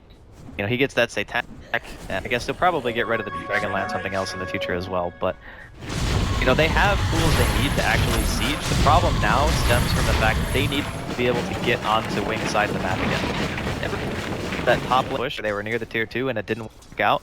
Wings really haven't allowed them to do too much on their side of the map because they understand how dangerous Warriors Gaming can be when they get their siege going. It's stopping the siege from ever occurring that keeps Wings in this confident position. Now we have more farm and more items coming together for Wings as they wait things out. I mean, obviously you got to at least wait out till the rock's back up, which is now just up now. So we see Shadow here. Soul Booster, is he going for Octarine on this axe? For more Crimson Guards, more Blade Mails, damage? Is he going for... I think he just Yeah, I he guess... wants something to make him extremely tanky that's not art, I guess. Or he wants to heal his team when he dies, and he's gonna get a Bloodstone. That's an ambitious play. I mean, we do frequently see, you know, Shadow in those kind of positions where he's just kind of jumping back in with his last mighty call to hold the rest of the team back, but... Yeah, I mean, if it is an interesting pick Octarine, nonetheless. I think you do heal from spins. That is true, yes. I mean, that's some meta stuff right there, I'm just saying. It's a Wings gaming item pick if I've ever seen one, really, to be honest with you, but well, I'm excited about it. Anything new is refreshing in my book, and we'll see what they do with it as the cooldowns are off, so if there is a fight to be had from either team, you know, that now would I'd imagine be the time. Is that ball in Wings court? Are we still looking at the same kind of game we were talking about earlier, where Warriors Gaming have a lineup where they can play with the clock and slowly just kind of farm the map, or has that changed since then? I think it becomes more difficult when you're looking at potentially like 2 to 3 cores getting farmed versus just 2. So the Tinker and the Luna are the ones who are going to get really fat on Warriors Gaming. Then you have the Invoker, the Axe, and the Pugna, who are going to eventually get farmed. So there comes like this ultra late game stage where just having 2 cores versus 3 isn't going to work anymore. Yeah. But it's a very long ways off. We're talking like, you know, 75 maybe plus minutes before those heroes have the adequate items to be considered like fully farmed cores. But I still think that Luna is like pretty much the strongest late game hero in this game in regards to what she offers, like in terms of hitting buildings and fighting and whatnot, but we'll see. I think the bigger factor, honestly, isn't even the Luna, it's Nana. Like, what does he do now with his inventory? Because he's pretty much got, like, nothing he can replace if he wants to keep his BKB and Bloodstone, at least. Like, those are the 2 items I look at and I say, you know, maybe you want a Hex, maybe you want a Dagon, just so you can actually deal more damage in the fight. Yeah. Because being unkillable is great, but if you're unkillable and Wings has 4 BKBs and they're also unkillable... Ooh, has to go for his BKB now. Tries to frantically refresh, quickly gets off a rocket to prevent any sort of blinks on their side, and he is frantically trying to refresh and blink his ass out of trouble right now. Oh, goodness. He makes it all the way up and over with blinks. And with He's out. Now his BKB is out. Wow, that was fast. He had to panic escape and he made it out. Yeah, that was really close to being a disaster. Oh my god. He was right next to him, managed to quickly get off the BKB, got off a couple of rockets to hope to stop maybe any sort of pursuit, got like 4 blinks off and a TP and managed to barely escape. My god. The more I think about it, because of just Faith Beyond being in the game on Pugna, kind of makes him have a BKB, and if he doesn't have a BKB, he just dies. Because he just uses too much mana during the fight, right? Yep. Like, he's just going to kill himself. Even now, just getting Afu getting spotted by that ward, but he's able to roll and TP away. But yeah, you're absolutely right. I mean, I saw earlier, you know, Tinker happened to jump into what he thought was one of the vacant open lanes to push on the side. There happened to be a Pugna ward nearby, and just between the rocket spam and the Shiva spam and the rearm, he already took himself down to half life. He didn't even dish out any rockets. It was all, marches. No lasers, no rockets committed. So yeah, if he doesn't have a BKB and he's committing even more than that in these fights, he's just gonna get blasted and zapped from that ward into another dimension. So the BKB might be a staple in his inventory, I would imagine. Yeah, but, I guess he probably gets rid of Bloodstone, if anything else, and then keeps it. So like if they're sieging, for example, he can put the Bloodstone in his inventory for more spam. But if he's fighting out in the open, I think it might be better to replace it with like a Hex. So we'll see. I mean, he's still gonna have like a ridiculous amount of money because it's Tinker, so he can pretty much decide whatever the heck he wants to buy. But it is not an easy Tinker game anymore. Well-gotten gains. And now we're having a very tense moment around this Roche pit. Roche is up now. Wings have a ward down in the area, but not on the pit itself. Warriors Gaming doing their work to kind of get a couple of their own wards down and sentries down to make sure it is safe, but something both teams are going to continue to keep tabs on here. It's a huge Roche game right now, but as I say that, Wings head out elsewhere here. Shadow's got a top lane to defend to. Didn't notice, but in the meantime, he had been able to finish out what looks like his Octarine core, so one of the more farmed axes you'll see in Dota, as he is nearly 6 slotted at this point. I guess it gives you like almost a 50% call up time, right? If you have Octarine, because the call cooldown is 7.5 seconds, and the duration is 3.2. So you're looking at being taunted like half the fight. In layman's terms, it's like playing against support Morphling. You are disabled literally half the game, which is super annoying to say the least. Yeah, for sure. And he has the HP to be able to get off multiple calls in a fight and still continue to survive too. So this is very, very scary right now. Shadow is becoming that third core for Wings. You look at Warriors Gaming and you're curious where their third core is coming from. Kangaroo, I guess you could say, who kind of fills that mirrored profile to the Axe, has got a nice inventory to kind of flex for himself, but you know, a couple of Eppies have been coming up a bit short. If you're not getting off your bread and butter in these fights, you know, Caustic's not going to really do you a whole lot of service. So we'll see. Now they're making the move into the Roche pit. It's Ajit on the inside here, but Wings are in the area. He is so tanky. He has 3,500 health. BKB Satanic. Like, that is a hard kill. Moving on into the high ground here. They spot out Ice nearby, but don't fully commit in. Just poke him quite a bit. He'll get healed up. Roche now down to about half of its life. Wings have got to make a move if they want to do something.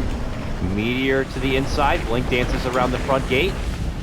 No hard commitment yet. Maybe looking to bait something out from Warriors Gaming. Now they're going to get the force, sending Ajit to the high ground here. Wings are able to force them out, but still not committing in too much. Very touch and go. Blink goes back in and sees the Roche is vacant, and sees if he can muscle it down himself. The poison stacks are slowly building up, so shut up, stop doing that as he hits him with the tornado. But that's not stopping him yet. Apu looking to make us go along with the Epi. The BKB is going to be coming off now, and so is the Rock. It's going to be right onto Ajit, but Ajit continues to dish out the right clicks now, and a lot of damage even going onto Roche here. Wings goes to the south side. Crimson Guard up, Wade out. Ice goes back in with a dunk, but he gets quickly blasted down. Not going to be good enough. Shout to the high ground. Gets the grab on the Nana. Nana getting way too much damage from the Pugna. Meanwhile, they will be able to get the Aegis down. It's picked up from Ajit as they are waiting inside the pit here. Shadow stuck on the high ground. They go for him. Meanwhile, Apu getting least a bit of his damage to be able to make it back and away. But my god, this Axe continues to live while Blink goes to work on the low ground. He forces himself out to the safety area. Will get the dunk and the takedown on the Earth Spirit. Nana is back, looking to shred them apart with the rockets coming out. Fly frantically running away from Nova, trying to make it back out. Can't make it out. The missiles catch up, and they're going to be going for Blink. He turns back, gets off the tornado, but eventually they should be able to take him down. I say that, but he's got the BKB. He's rushing. He drops the ice wall, but eventually they hop up over that wall, and they will be able to bring him down. Triple kill for Nana. 4 go down from Wings. The dust settles. The recap shows that it was a 4-for-4 trade with that buyback. Can we just look at how much damage Nana did during that fight? Like, let's see here. 8,412 damage by your Tinker, spamming out everything in the kitchen sink during that fight. That is like one of the best places for Tinker to fight, because he has 2 cliffs that he can blink on. Actually, technically 3. And it's really hard for any of those heroes to jump on that cliff, because if they do, then they're pretty much just isolated there. I think only... Does anybody have a Force Staff on Wings? I don't think so. Oh, sorry, the Warlock does. So there's only one way to get down if you get up there. Whereas Nana can just keep refreshing. You know, there's Force Staff from the Air Spirit. He can roll up there and kick you off. There's Force Staff on the Sand King. There's just so many ways. Okay. Nana commits in. Can't get his BKB off. Oh, they get to this disruption off in time, but he's dead for sure. He pops his BKB, but the damage had already been done. Lead in now. Ajit pops his own BKB. They look to turn back base beyond, trying to give all the life back into him. They managed to keep him alive, and well, that's going to be good. Tornado off the mark. Ajit running away, has no more match immunity. Trying to use the butterfly to make it out. They catch him with a dunk, and still Nova nearby. Saves him with the disruption, but he is caught between 3. Ice wall on top. Beyond looking to go for the life drain here, but now jumps at Kangaroo with a big epicenter. Limerick keeps him alive. Deafening Blast forces them back. Blink now rushes out. Long kick of the Boulder Smash. Not going to find its target. And the Ward right in the middle will fend off Warrior Gaming. They will not pursue on this day. And Wings hold Drassel. They don't even lose a tier 3. And Warrior Gaming are going to have to reset. That was actually a pretty slow reaction there from Nova, though, to kick things all off. I know it was a pretty long chase, but he had Blink Dagger. I'm not sure if it was cooldown or something, but I don't think that the Tinker should have been able to die like that, because you're usually in a position where you can just blink in, disrupt him, he BKBs when he gets out, and he's normally fine. But it seemed to take a really long time for him to get in position for that disruption, so I don't know if his blink was CD or what, but you can't really let your Tinker die back like that. When he like fought back for the Roshan fight, ended up working out really well. They win the Rosh fight. They kept the Aegis on Ajit as well, which is still good. But being forced back like this means that by the time they get to the Wing's base again, it's probably almost going to be down. Tower is under attack. Yeah, things are a bit frantic. It's hard to gauge whether, I don't know, maybe Shadow even got hit by like a Hugna Ward zap or something, but He must have. preventing him from getting in, yeah. That's like the whole purpose of buying the blink, right? So you can just blink in and disrupt your core if he's in trouble. Yeah. Wings add a little pressure towards that top lane, and they do a little bit of a fake back here. They pull off from the lane, and now they smoke. I don't know if they're hoping that Warrior Gaming are going to get a bit too cocky and pushing out the lane here. Ajit's nearby, takes out the ward, so Wings Gaming are privy to his position, and oh no, he's hanging in the lane, Andy. This is a dead Luna. She has a BKB, but I say that. Are they gonna pounce? I don't know if Wings want to go on Oh him. my god, she is running right into him though.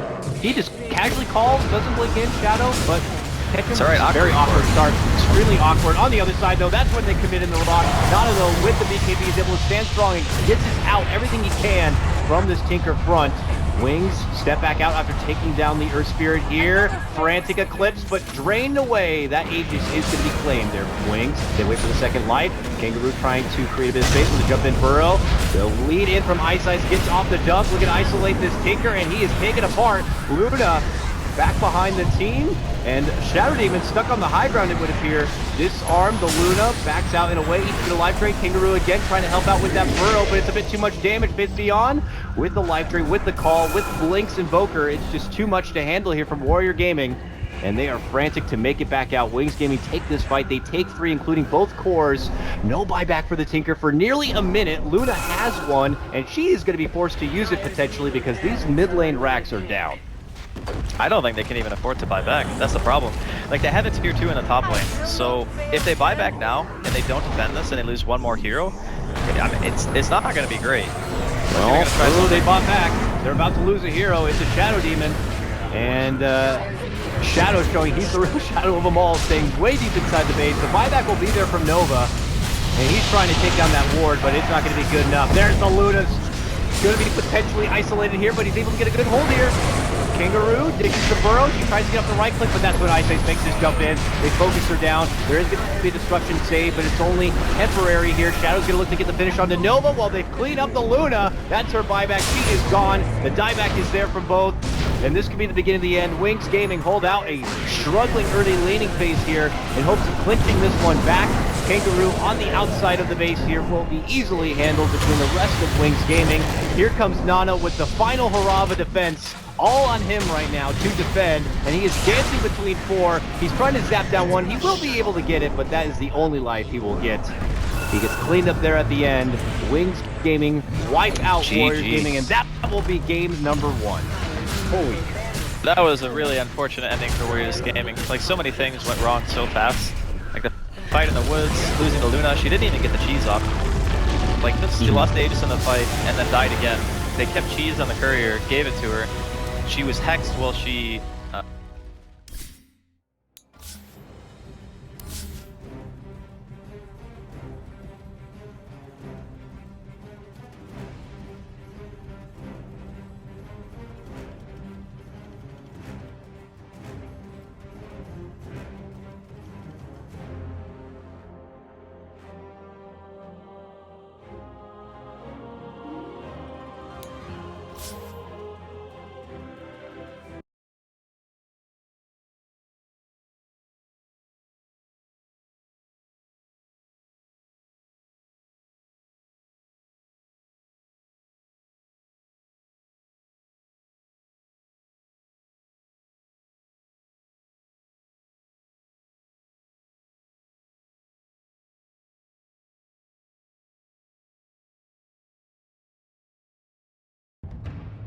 Ten seconds. Yeah, that's remaining. true. But the thing is, you know, this is the position you also, that's another thing about Jug that's so great, is that you actually don't want to play support against that hero. It's like almost no support in the game that is like, yes, they picked Jugger. Let me play this game. You know, all of your spells. If you're position 5 with a hero like Disruptor, you know, you can't really itemize anything to get around his magic immunity, so you're just at the mercy of Spin being a god ability that just renders you useless for its duration. There's not that many options. Disruptor has the chance of catching him in Static Storm, maybe. If they get the Sand King stun, it's a nice follow-up, but then they're still dealing with the hook, right? Like there's this uncertainty for me right now looking at LGD's lineup on how they force the fights on their terms. I think last game I actually liked their draft more than this one. I do like the if they round Undying it up final nicely, plan. this could work. Razor. Razor. They're just putting a last lot year. of emphasis on the lanes here. That's very clear. All 3 of their cores are good against Timber in lane. All 3 of their cores are also good against Juggernaut in lane. So it's This is a definitely lineup- a good yeah. early game setup here. But they need to make You it know, count. between 5 and 10 minutes, they can fight pretty easily. I think that's for sure. I'm still a little worried about their lack of lockdown. There's a lot of eggs in that Sand King basket. He better have some big burrow strikes this game because that's about it. You know, yeah, they've got Glimpse. Yeah. You know, you've got Kinetic Field. That's sort of a lockdown. It's half of one, I suppose. And now Alchemist for DC. A little bit of late game security. Hero to close matches out against. Really smart choice. It's another here. hero that's bad against all 3 cores of LGD. So could happen. What can end up happening is that LGD can win all 3 lanes, and that is a problem. In Dota right now, you know, there was a time when you could lose your lanes and be like, okay, we'll come back mid-game with some better team fight, or we can turtle, and this rubber band will give us 5,000 gold when Spectre presses ulti or something. That doesn't really happen anymore. So if you're a team with Alk, and you lose all 3 lanes, then the problem is the discrepancy in gold is Alchemists will get a lot of gold, right? So if the enemy team wins lanes, they win them harder by virtue of Alchemist being a more valuable kill. And the whole flow of the game gets completely disrupted for Alk. He needs to have a team that is in a position to fight so the enemy team can't invade and contest his stacks and shut him down. And I think with this Alk pick, I personally feel like this is really greedy, but this, in my opinion, gave LFY more of a moment of opportunity where they should definitely be able to take some advantage of this early game and punish this greed. And if they don't manage to, they will eventually lose the game. I think the late game on the Radiant is very, very powerful. So we'll see. Let's do some predictions, Zayari. So first Barracks. Look at What are you number on? 3 though. That is player with the least number of deaths. Okay, never mind. I'm just confusing last game. Yeah, I know we're good. I did 20 to 30 for number 1. 20 to 30. I'm down with that. I'm not sure who's going to win, but I think the game will be a lot decided by that time.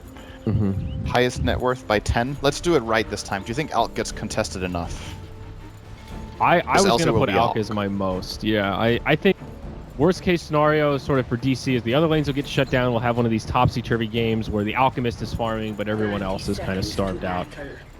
So let's go with Alk. Yeah, down I'm for putting Alk. Let's Alk. try for that. Least deaths. I went Moon. I mean, I think DC is probably going to win this game, but I went Timbersaw. I don't know. I think That was a Jugger tough will one. die least, actually. Okay. It's possible, at least. Yeah. Most runes picked up by minute 10. DC will emphasize that so much. Yeah. But so will LFY because they need to. I don't know about that. That's like a coin toss for me. All right, let's see if there's a coin toss on this fight. No rune for Wii, that's for sure. Not down bottom at least. They're going end. to book it up top. Never mind. Alchemist is not going to book it, actually. He just heads back to the jungle. All right, I can't change my predictions anymore. We're locked. We're locked So in. I ended up with... Did we do the same thing? 20 to 30, Weehaw, Resolution, and DC. I did Moon Meander for 3 instead of Resolution. So All right. I So switched it up a little. that means we will both be wrong. Okay. Lovely. Great. So we change of pace here though for LFY and it is a beautiful Klein Ursa set, and it's the Razor up top trying to contest this dual A3 DC 2 gets pushed back. It'll be Xiao takes the puck in a roll. So our predictions about this be a little bit different. It's now 3-on-3 misery lines to find the first first, but they go 1 for 1. I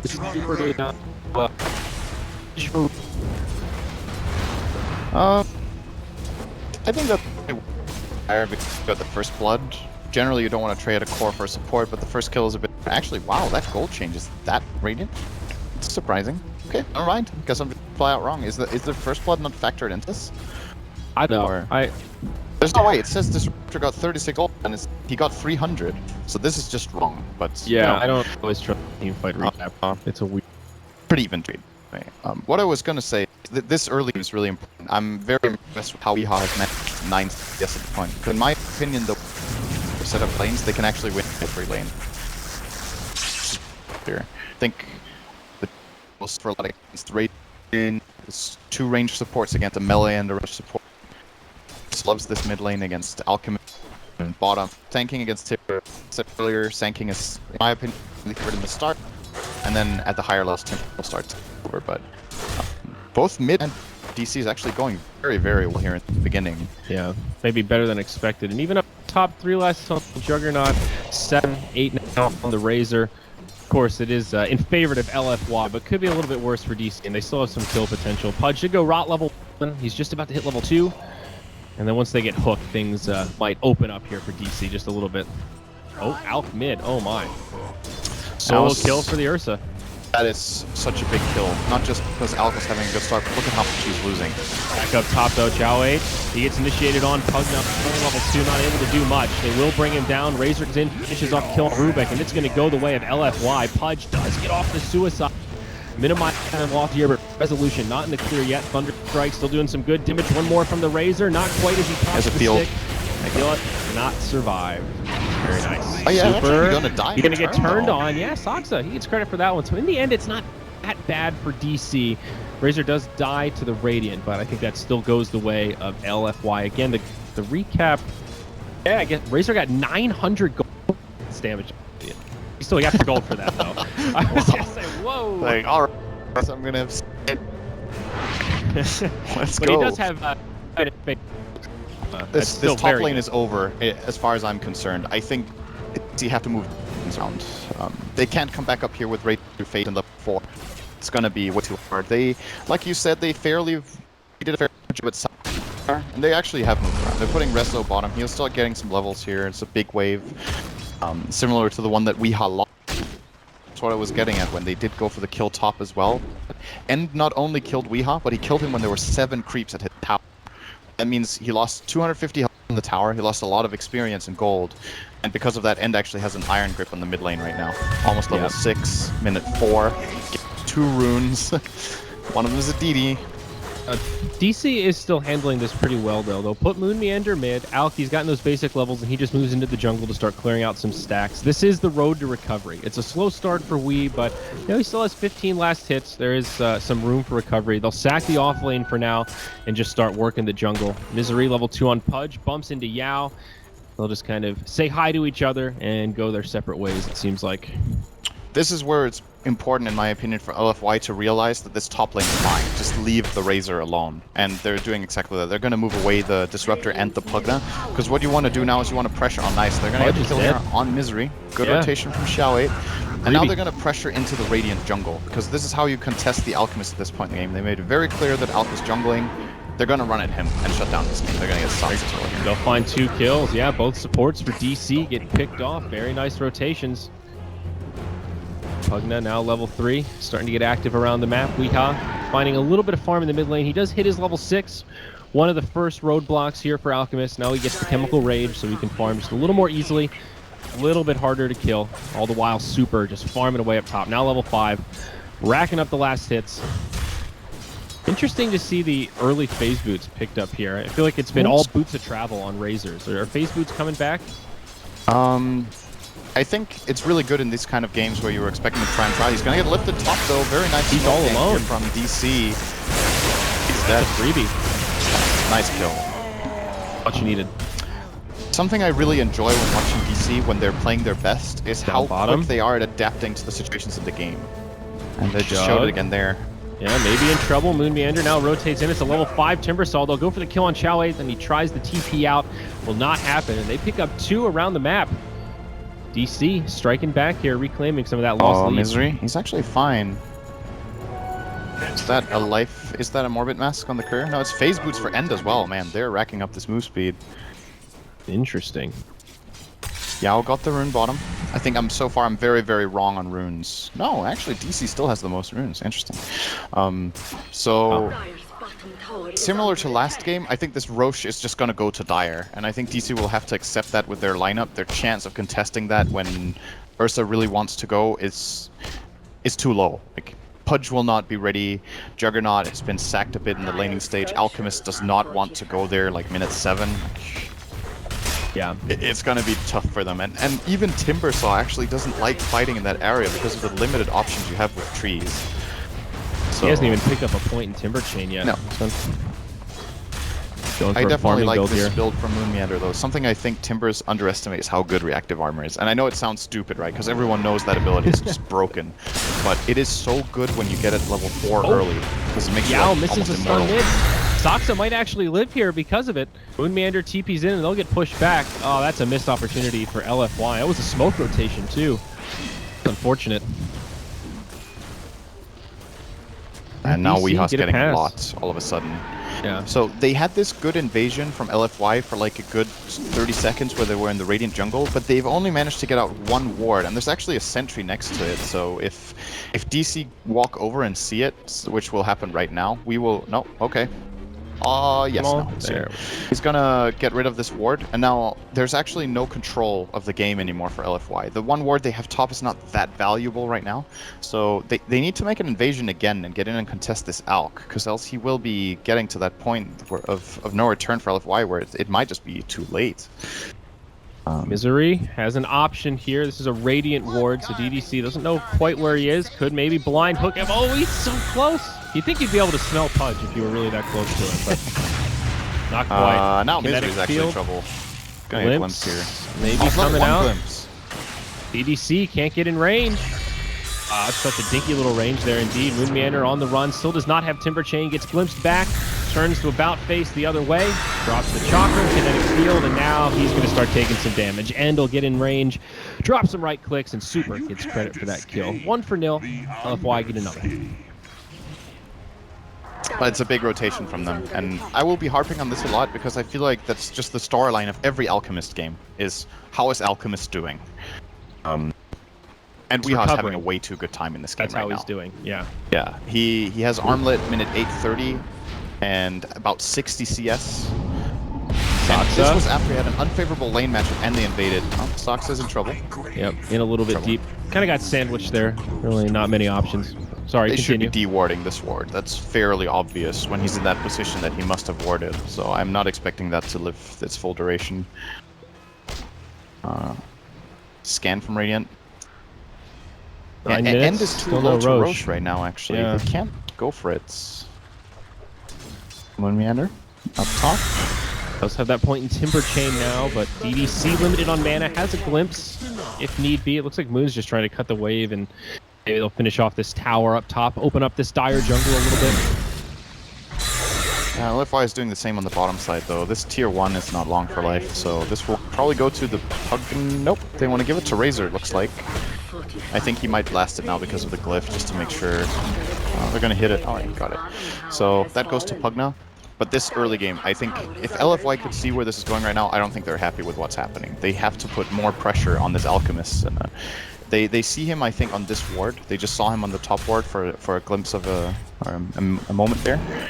And they will be trying to make their way up there, but this is not an easy path to invade. Right. At the And same there's time, just a lot End is of under distance to pressure. cover. Now they're starting to rotate up top. They know that most of DC, it seems like they're starting to posture. And gets hooked. Uh-oh. No follow-up. Ursa, kind of a scary hero to pull in. And that's the end of their own gank.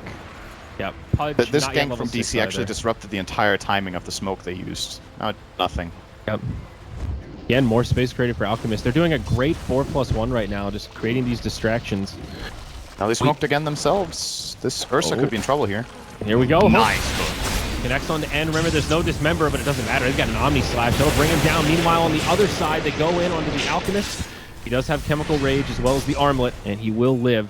It's a Static Storm down from the Disruptor, and only 1 kill comes out for DC. Just look at the difference in net worth. I mean, over the last 4 minutes, 5 minutes, it has just been a complete change of pace with Ursa getting taken over. Now the Alchemist is 50% ahead of him.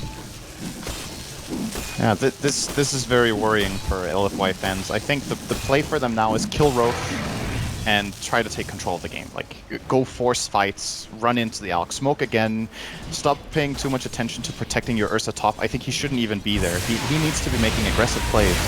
If he's farming in a lane, it gives way too much safety to this Radiant lineup, because he's their primary killer. I mean, he needs to go for something. And it will be the Roche call here, so that's a good start for LFY. Yep. And no question, vision how many for smokes do they DC. have? They have one on Disruptor.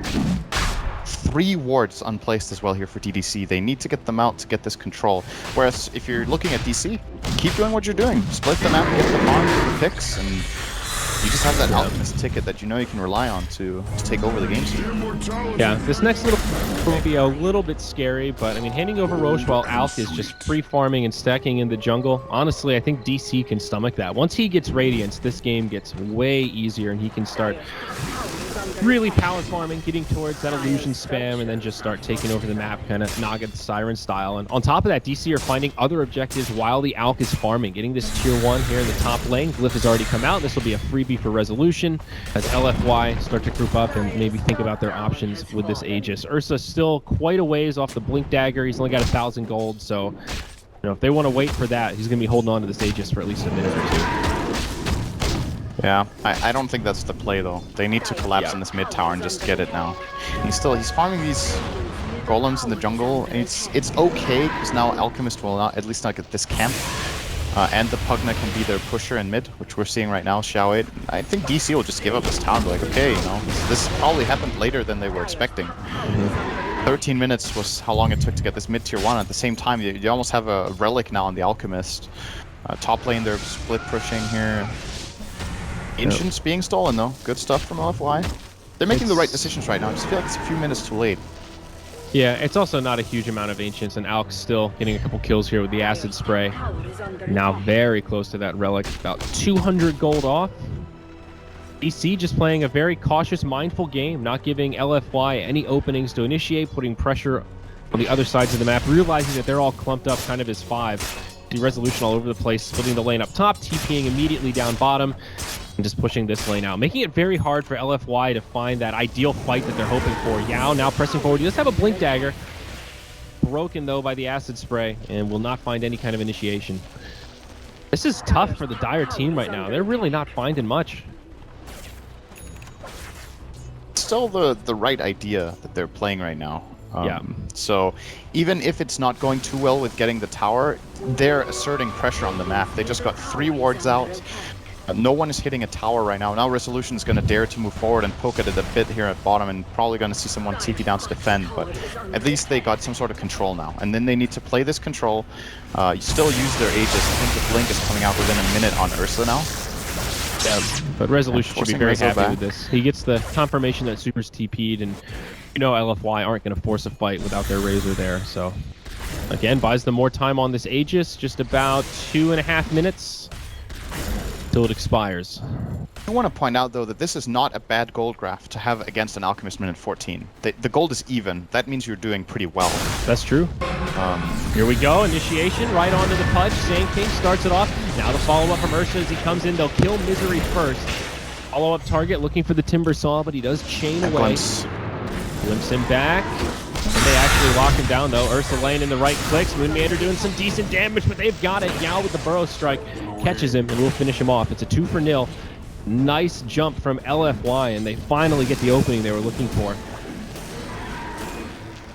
And the very quietly progressing hero in this game is actually Pugna. We haven't talked about it so much. I was wondering, how is this gold graph 0? Like, who has the advantage? Alchemist has 2k and his guy mid.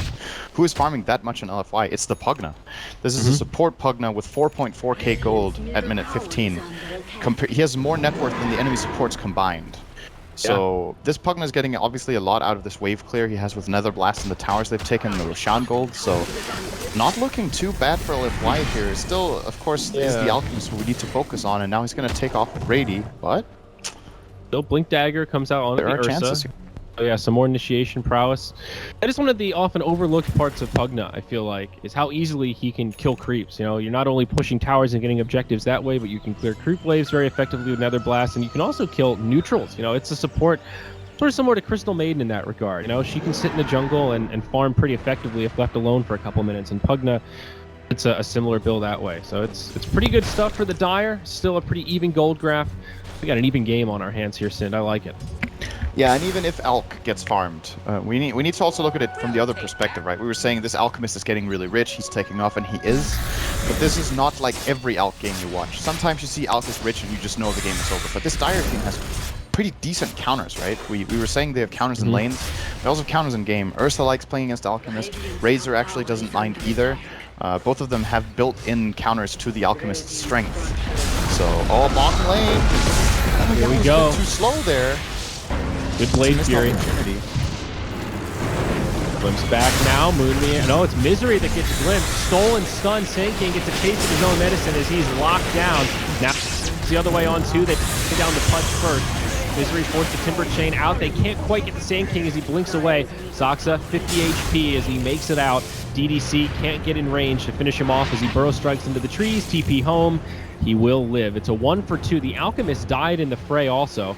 This was on the actually other side of the map. Oh wow! Exactly. There were two fights going on at once. I was keeping half an eye on it. So what happened was Pugna did get the top tower, and Alchemist got. Oh wait, we're not done yet. He's gonna go into down Omni bottom. Slash. Oh, big damage. Get DDC. Super's on the run, but a nice stun from Yao on 2. Timbersaw and Resolution getting low. Now Andy comes back in. Timber Chain away. Resolution in big trouble. The Chakram slowing down the bear, but isn't going to be enough. He does have his Phase Boots. Defensive hook from Misery keeps his buddy alive. You get the kill on the Disruptor. Nice little pickup there for DC to round out that fight, but still Did losing cost the Alchemist them an Omni. hurts. Yeah, and an Omni. Omni Slash. Aegis is out now. But yeah, what happened top was Pugna went for the tower, got it with the blast, and then Alchemist got the kill on Pugna in return, but Ursa showed up and got the trade-off, and that is a trade-off that definitely favors LFY. Whenever they kill the Alchemist like this, it's such a big gold game because it's the richest hero in the game.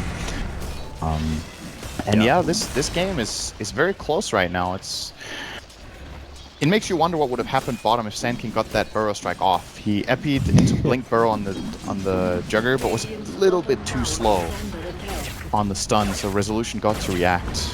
Yeah, could have been a very different fight. One of the prime reasons there why Juggernaut is such a great carry. Not many carries that can come online that early in the game and be immune to something like that. Magic immunity. Yasha up on the Razor, as well as Tower's gone. 1,500 gold. As he does finish it off. Zhao Wei, can you credit for that one? Very nice. This is a problem for DC if they lose all their towers now. Losing towers when you have Alk in your lineup is manageable if it's a bit later than this. If he has the Manta, he can reliably push out the waves for his team. But they're losing the whole control of the map right now, and Alchemist is not ready to deal with this amount of pressure yet. Like, he has Boots of Travel, Radiance, and Armlet, but the Manta is far away, and this top tier 2 tower is probably the next on the menu here for LFY. They're feeling their dominance right now. They're going to keep pressing it. Yeah. And look at these Radiant supports are so poor.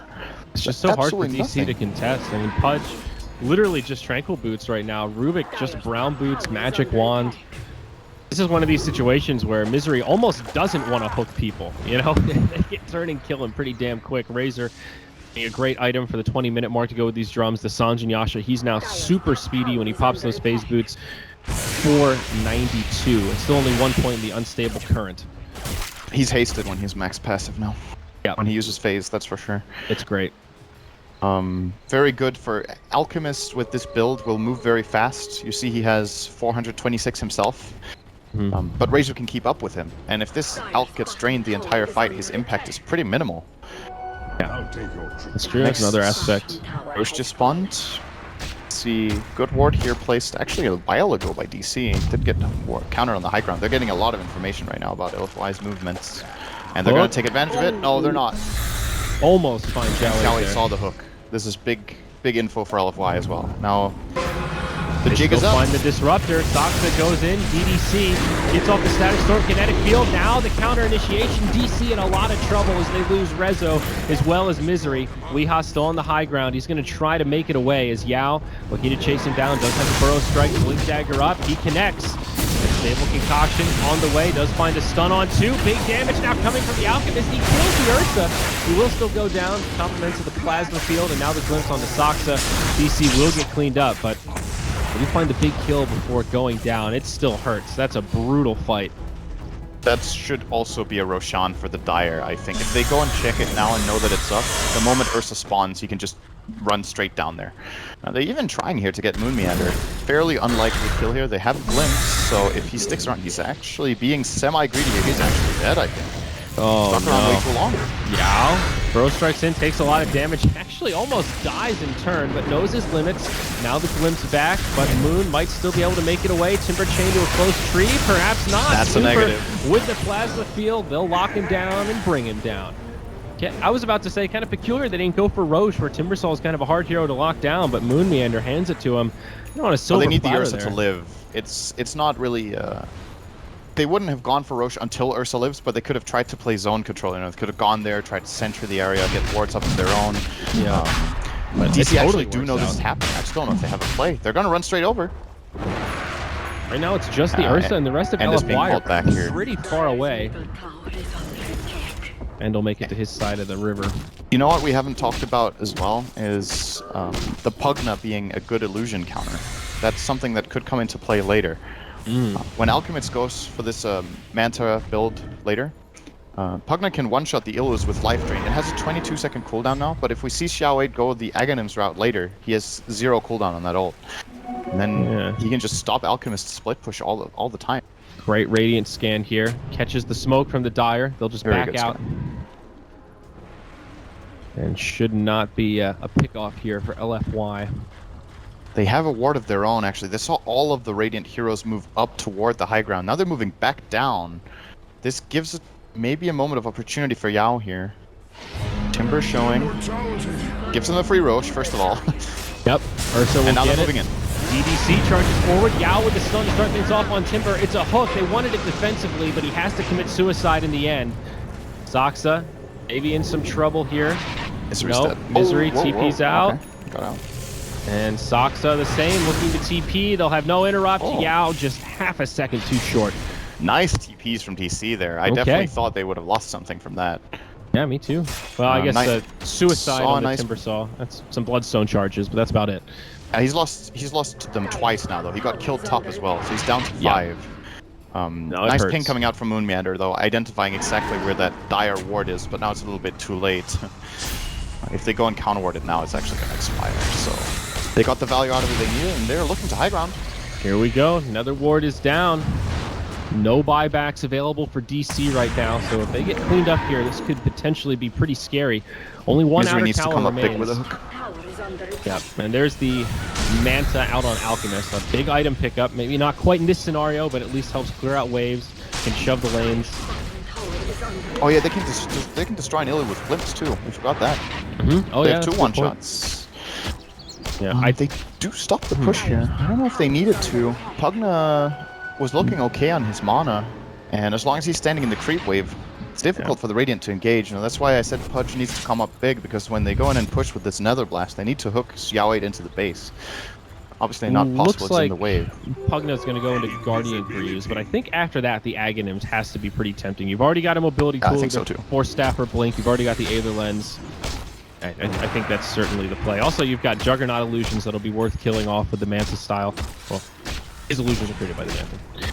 His farm's still pretty slow, though. I mean, Alk, he's still doing very well. This is the stage where farming for him is quite easy. Jug is middle of the pack. He's not really able to pull away from the other cores.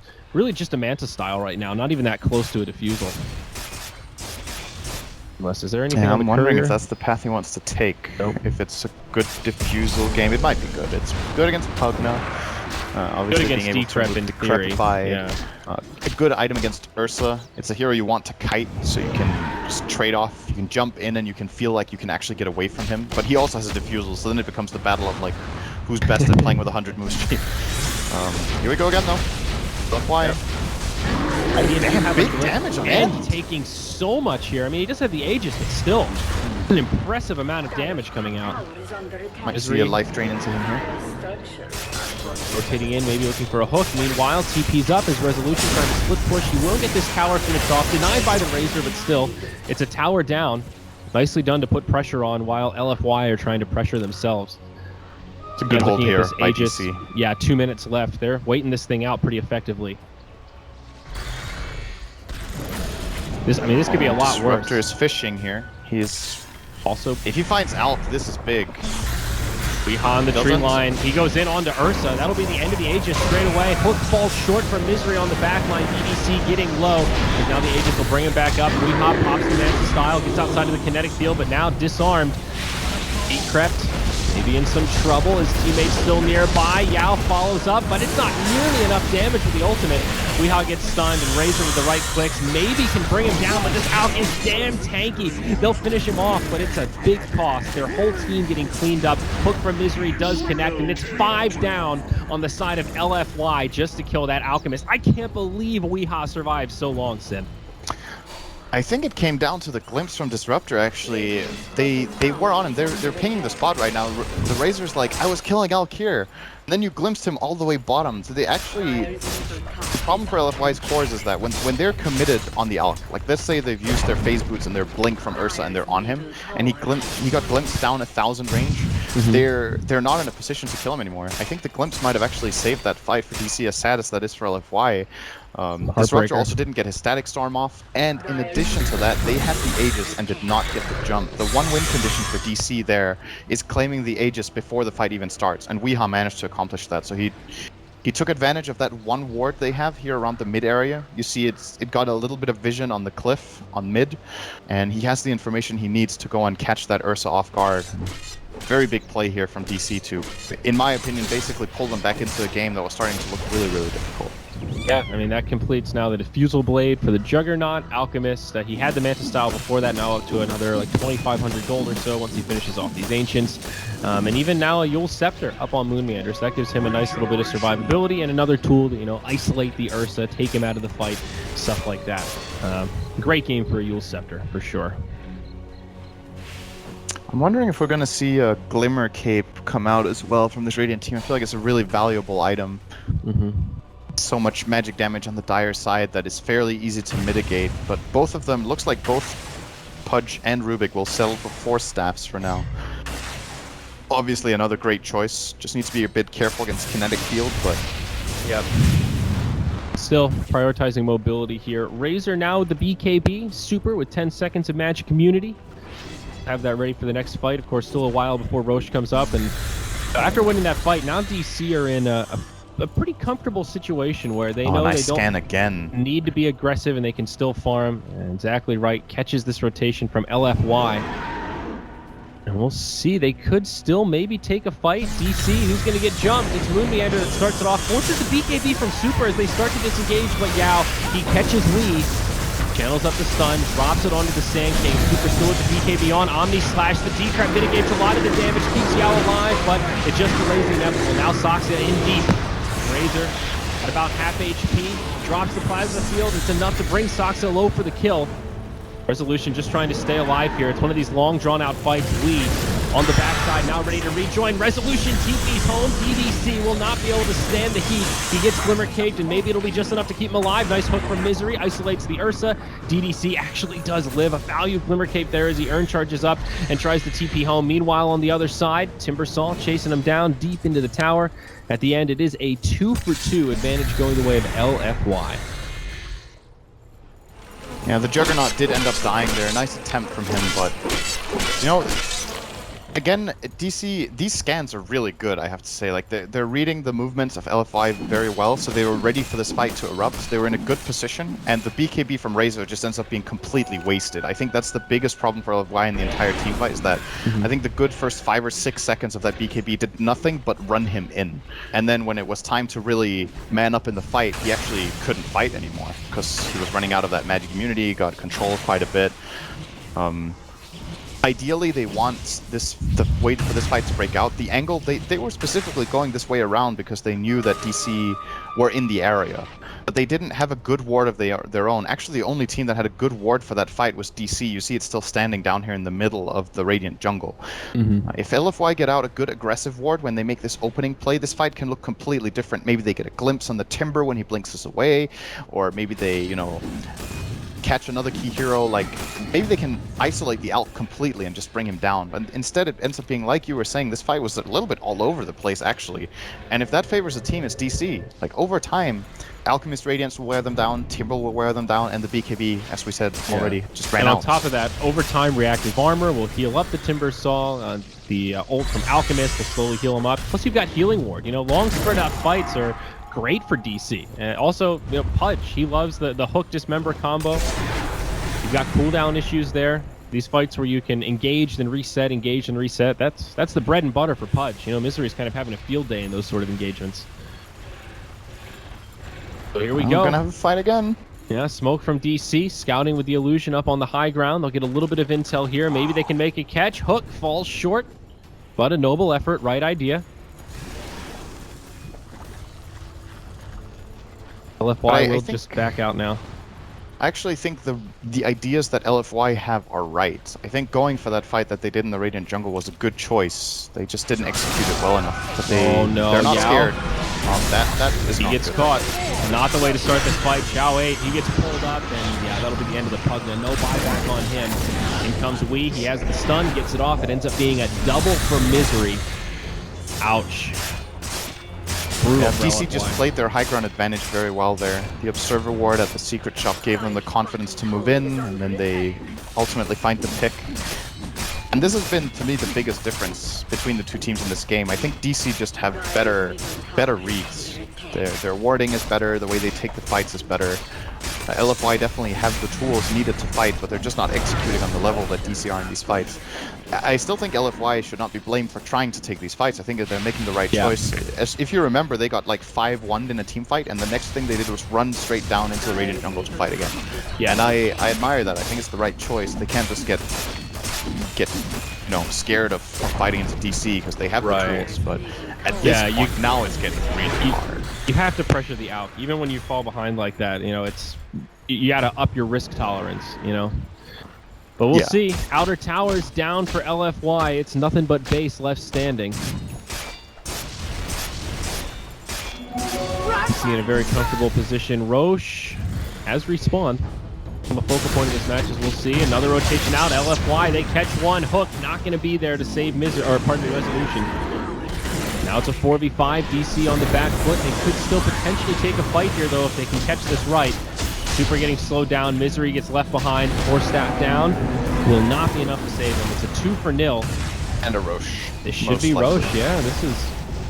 Just when you think LFY is down, they strike back and make a good play like that. Yeah, well, the primary difference is just like who gets the jump, and on those terms the fight happens. They get a jump on the Juggernaut, totally different fight.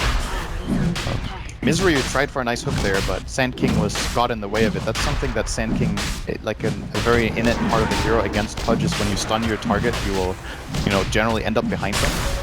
So the saving line for Misery is difficult to find. And that fight, that definitely goes the way of LFY, so they're still alive in this one. This Roche also has a cheese for Super. Can maybe draw out his BKB now in the next fight and use it after the cheese. Or the other way around, obviously. Yep. He's also got a plate mail.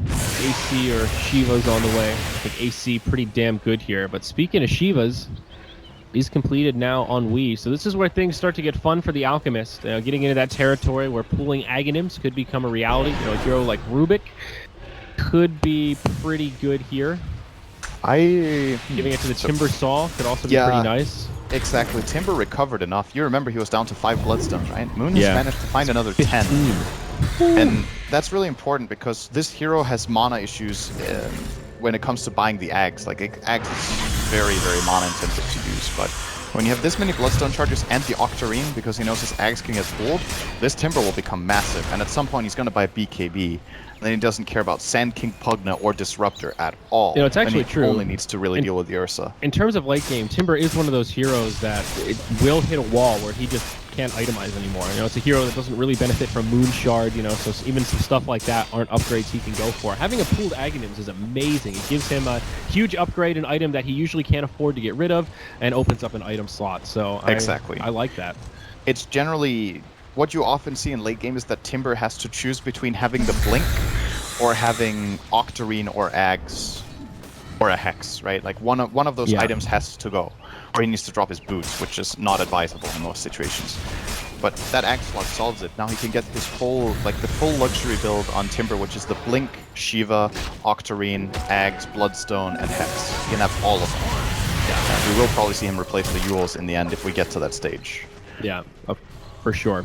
Shiva's Guard now out on the Razor, so Super not going for the Assault Cuirass, and also the Skull Basher now out on En's Ursa. So looking most likely for the Abyssal Blade there. Great item to have on the Ursa, as we talked about. He gets kited, having lockdown is one way to solve that. 4,200 gold up on Alchemist. You think do you go Aghanim soon, or do you replace the armlet first and then start pooling? I like Ags now, because I think if he keeps focusing too much on himself, it's important to distribute the gold here. If only Alk is very rich and he gets caught, they have a problem. But there's other heroes in this lineup that can scale very well. I think the Timber Ags for me is probably the absolute best choice right now, which is why he is actually going Ags. I was just gonna make a joke that he bought something else because he's used a lot of gold, but it is indeed the Ags. I think Timber Ags, and then next up maybe Pudges. I actually think Pudges is better than both Rubiks and Jugs this game. Yeah, I think Jug is lowest on the totem pole for sure. Rubik, I mean, it's not just about the Ags upgraded spells, but just the bigger cast range. I am completely wrong. It's Juggernaut Ags time, apparently. Whoa. Okay. I couldn't have been more wrong. Nice stats. I mean, it's easy to just be like, oh yeah, okay, right? To try to. I personally don't think this is the best choice. The nice thing about it is that the logic stays the same, right? You're making another core scale. And they chose that Juggernaut's Omni-Slash and the extra stats on him would be more valuable than on the Timber. I personally disagree, but it's the right idea regardless. I think one of the other I think one of the other aspects of this is it extends the window in which Juggernaut is invulnerable in these fights because it adds slashes. So yeah, it makes him do more damage, but he's doing damage and staying safe longer, which can be pretty valuable against, like an Ursa, for example. And it also makes Decrep less of an effective counter because it just lasts longer. You can kind of outlast Decrep if you don't have a defusal charge. So there are some some pluses to it, and of course Chao8 himself the Aghanim Scepter on Pugna. So no cooldown now on that life drain, pretty huge. Yep, those Elusive Alk will not be a problem anymore. What's his mana pool like on the Pugna? He has 2k. He has really bad mana regen though. He does. But still, he incasted a lot of times. Yeah, and once he gets Guardians, that'll help a little bit. Mecha, another big mana cost item he's hanging on to. Here we go, set up onto Razor. Will there actually be follow-up, though? Doesn't look like it. Super just turns and gets aggressive. Meanwhile, on the other side, now the real fight breaks out. PK being caught by the Ursa. Alchemist getting initiated on, but he'll bring down the Disruptor straight away, and Alk will not live. Misery tries to bring him to the low ground, but it won't happen, and now Pudge nice off a suicide. That's pretty nice. It's minor, but it is something. DC trading 2 for 1 as Moon Meander now tries to make it out. And this is going to be tough. He does not have a TP. He does have the gem, but long-range stun from Yao. He's got Naganins. They will find that kill. Omni-Slash from Jug, bouncing all around, but Resolution maybe biting off more than he could chew here. Tries to spin again, does not have a TP. Saksa in deep alongside. He'll get decrept, and Jug will get stunned up by Yao and locked down. It is a full 5-man wipe. LFY trading just their position 5 disruptor for the entire team of Digital Chaos. My God. And I think, in this fight, the moment Alk is dead, I think you just abandon ship as DC. I can see why Resolution was tempted to jump back in. There's 3 heroes isolated on the side, nothing around them. He knows he has the Aghanim's ult, but his ulti is not strong. Like, he doesn't have damage items yet. He has a diffuse. He doesn't have something like a Mjolnir that will proc like 6 chain lightnings among those 3 heroes in the forest, or something like an MKB so the crits hurts. Yeah. The Aghanims is not providing the value yet. It will be amazing when he has his next item or 2, but he needs to get there. Like, that Omni-Slasher, you barely even saw it on those 3 heroes. Like, they didn't care. That was honestly why I hesitated. I thought, wait, I hear it, but where's the damage? Really? I don't see it. Oh, glimpse here onto the Timber Saw. He's in a precarious situation. Yeah, it's a 1-on-4, and it's soon to be 1-on-5. Static Storm, Kinetic Field, Dual Scepter, buys him some time, gets off the suicide. All right, best case scenario there after getting shut down, or after getting caught like that, rather. He just lost 9 Bloodstone charges now, though. He went from 15 down to 6 against. Now we're back to square one for him, and it does make a big difference for that hero. It really sucks losing all those charges. So LFY pretty much just pulled back the game. This was looking very grim, but that Level advantage, 2. being 4k gold behind against an Alchemist minute 41, very, very good. Yeah, all these heroes really starting to come online. Razor's BKB paying some dividends as they now go towards the high ground. Xiao 8 slowly but surely chipping it down. One of the most obnoxious parts about Pugna Butching is it's just so hard to glyph. You know, you can predict when the Nether Blast will come off, but it's just slow and steady sieging. They'll take a little bit of chip damage and just back out. LFY playing it very safe. There's actually another thing that we should also mention here is obviously I was talking way earlier in the game about Ursa's matchup against Juggernaut. The issue that Juggernaut will have in a game like this is that his moment of opportunity in that hero matchup is really, like, the window is very narrow, right? The cooldown on Enrage is 18 and the duration is 4. So you have 14 seconds, excuse me, where you have a play, right? When those 14 seconds are over, nothing's going to happen. That's what happened in the side as well. Like when Juggernaut went in for that Omni Slash, he might have got unlucky, like maybe that's why it looked weaker than it actually was. A lot of the slashes go on an Ursa who's in Enrage, and it does like nothing, right? And that will be happening in these fights, more than likely. Still, you know, if Resolution gets the perfect Omni Slash there, I still think he doesn't kill anyone. It's not at that stage yet, but it's something to keep in mind here that. Well, what does the Radiant actually do about this Ursa? He's a really big problem. They have no silence. He will always get off the Enrage. Then they know they have a 10-second window. When that window is over, they're in trouble again. Yeah, I wanted to say Hex on Timbersaw, but that seems like it's a pretty long ways off. I mean, this game could end before that comes out, that's for sure. Another Aghanims now on the way for the Alchemist, and we'll see who he gives it to. He gives it to the Pudge. Okay, so Misery now has the 4-second cooldown hook. I'm really surprised, Sind. If you had asked me, I would have said Timbersaw and Rubik were the 2 highest value this game, and he's gone the opposite route. I'm not feeling the Timber as much after he lost 10 Bloodstone charges. It does change it a bit, and maybe their concern is they actually can't really use it on him until he has BKB, because he's just going to kill himself on Nether Ward. But that's kind of like a glass half empty approach, if you think of it that way, because then you're already in the mentality that you cannot play the fight from ahead because there is this one ability that will ruin you. The other way of looking at it is, how much can we do when the Nether Ward is down? And then all of a sudden Timber can be a monster with 2 chakrams. Awesome ability against Ursa and Razor, who are very movement-based carries in the fight. To have those 2. So yeah, they're going to go for the Pudge. I could definitely see it on Rubik too. The only issue is the only very good steals are Burrow Strike and Here we go. Oh, not again. Weehawk. Nice hook though. Defensive hook. Saksa will still die first, most likely. Omni Slash goes off from Xiao 8, but he'll break up some of the damage. He'll still go 1 for 1. Pugna dies. It's another one of these spread out fights. Weehawk going in onto DDC will finish him off, but now in the bottom, they catch the Juggernaut. Resolution getting low. Yao pops the epicenter and does find the kill. Now back on the other side, it's Ursa versus Alchemist. BKB popped by the Ursa. He will at least scare back the Alch for now. Moon Meander stunned up again by Yao on the other side. It's a 2 for 3 and soon to be 2 for 4. It looks like Moon getting low, but he actually does a lot of return damage. They can't quite bring him down. We looking to reinitiate the fight. They will rendezvous, and then he backs out. Timbersaw, he gets interrupted. Nice stun from Yao, and that will secure it as End blinks forward, gets the dash. Oh wow, click on that dire ward in the middle of the jungle there. Look at its reach. Oh wow. You see that? Right where he was literally on the edge of that ward with Timber. That's why the Sand King saw him there and got that stun off. And that was like, that must have been like less than a quarter of a second from TPing out on that Timber. He's gonna feel a bit snubbed about that one.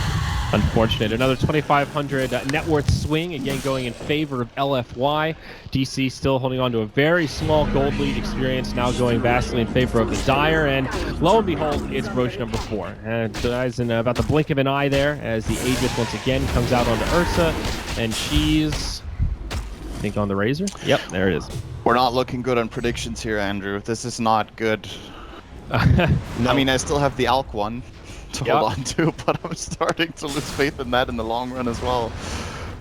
Oh he my. could still get overtaken here. He has spent a lot of gold on his teammates with the Aghs. I think With how this is going now, you don't give an axe to the Timber. I think now you look after yourself and you buy an item instead of the armlet. Yeah. BKB would be a pretty good choice. I could see that working. BKB maybe something Moonshard. like Mjolnir. Yep, you can obviously eat the Moonshard. Let's see, he sold his armlet. He's making his choice now. Sitting at 6k, so sky's kind of the limit here. The issue for Weehaw here is that he doesn't actually hit that hard. The there- Dire heroes don't fear him, and they don't fear the Jugger either. Because Resso hasn't made enough progress on his itemization yet.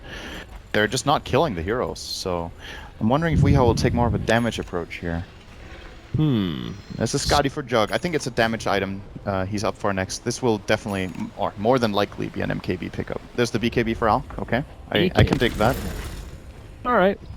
You know, still maybe a little bit light on damage, but now he can get off those right clicks, won't get kited around. Still there's bashes from Ursa he's got to worry about, but this is where the Sand King really gets obnoxious in these team fights. Blink Dagger, Force Staff, Lotus Orb, he is so hard to lock down. It feels like those stuns are just coming from out of range. It just comes out of nowhere with the Burrow Strikes.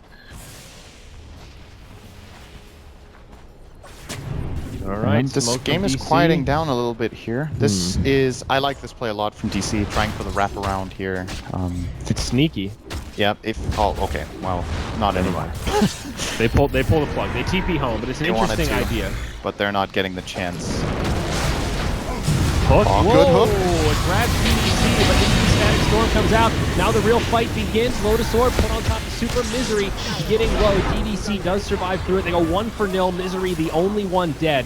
Tier 3 tower also fell. Barracks take a little bit of chip damage. Super does have an Aghanims now, so pushing gets a lot easier for LFY. Razor just needs to stand nearby. Yao with a long-range stun connects on Rubik. Slash jumping around. It's Lotus. Oh my. That is so weird looking. Yao still gets pushed into a weird situation. And he might live. Glimmer Cape actually keeps him alive. Lee, BKB on, trying to chase out. They get the one on Pug now and trying to get in the right place, but Lee looking pretty strong in the front lines here. Super trying to isolate the Timber, but they're going blow for blow. Weehaw's not going to win this duel. He dies in the epicenter from Yao. Moonmeander gets the counter kill that way. It's still looking okay for DC. 3 dead on the side of the Dire. Now Super gets left behind. Resolution joining the party, getting off the right click. Saxa will pay with his life, but it keeps the Razor around. They go 3 for 4. No buybacks used. Barracks in the mid lane do stay standing. They lost 1, but they hold the melee. So not too bad for DC. They get about a 2k net worth swing out of it, but it's a long, sloppy fight. That was a really good hold, though, from DC. They managed to fight into Aegis Cheese without having to buy back. This Ursa Aegis might actually end up just expiring now. And I'm wondering if End is not trying to press his advantage enough with this Aegis and should just, you know, really go in, soak stuff, use the Aegis and give them that fight. You're generally not happy when a fight ends like this and you have the Aegis left. That yeah. Most of the time indicates that you are not playing aggressive enough, right? Like, if he gets killed off by the Alk and it sets up his teammates to survive 5 seconds longer, the outcome of this fight could be totally different. But DC did a really good job in this fight, again, at spacing out. Even though Sand King did survive quite a while because of that really clutch Lotus Orb, they still hunt him down, get him killed off. And with Sand King out of the picture, the team fight suddenly gets a lot easier because of what we were saying before the game even started. Lack of lockdown on the Dire. They just don't have that much control at the end of the day. Only Ursa's Abyssal, really. That has a long cooldown. Moonmeander slowly on the up and up once again. We're back to 8 Bloodstone charges here, Sind. At that middle ground, he also has the Octarine Coin, another 1,800 gold. So, I mean, is there a point where the Aghanims... I mean, eventually, Alk will just have so much money that he's going to give everybody an Ag. So there kind of comes a point where it doesn't matter, but I still think that's a big bump in their damage output at this point. I mean, Moonmeander still has a lot of room to grow. Yeah, I definitely feel like now, you know, Moonmeander, go BKB and get that axe on him. That is the biggest bang for their buck they can get right now on DC. That's what it feels like to me. That and Resolution's obvious choice of getting a damage item next, where, you know, he survived that fight, so he got a really big amount of gold out of that. He ended the monster kill streak on Razor for another 1,000 gold as well. So suddenly Jugger is looking really hot in this game. And wow, look at that net worth. Yeah, he just picked up the Skadi, as you said, and now he's number 2 ahead of the Razor, not even that far behind the Alchemist. Pretty impressive. Another Aghanims on the way. Alk will ferry it out. Now, let's see if we're as wrong as we can be, and it goes on the Rubik. If he gives it to Rubik. What good steals are there for Rubik here? Sand Stun, Static Storm with Axe is obviously incredible. The Pugna ult will not be that bad of a steal either. You can try to like heal his allies up. Yeah, I mean, they've already got a lot of Aghanims on LFY. Ursa ult, nice steal, actually, for Rubik. Gives him survivability. Yeah. Just that short cooldown and cast range, you know, allows Rubik to sit back in the fights, helps his positioning. I just feel like the cast range is one of the biggest luxury benefits. Here we go. On the top side, eyes on Rubik. Initiation onto Soxa, defensive hook, pulls him back. He'll be fine. No BKBs used. With refresh, so strong right now. Soxa again. All right, he pops the BKB for that. Maybe they get another one here. Misery also left behind. Yeah, that'll be an easy kill on the Pudge. Okay. I thought, you know, maybe just Rubik for a BKB could be worth it, but yeah, 2 for nil, certainly not. Nice set of pickoffs here for LFY. Maybe they just head mid now and try and finish off this barracks. No buybacks available on those 2 heroes. Of course, they don't know that, but Razor can clean the side of Rex in 10 seconds with Axe Refresher.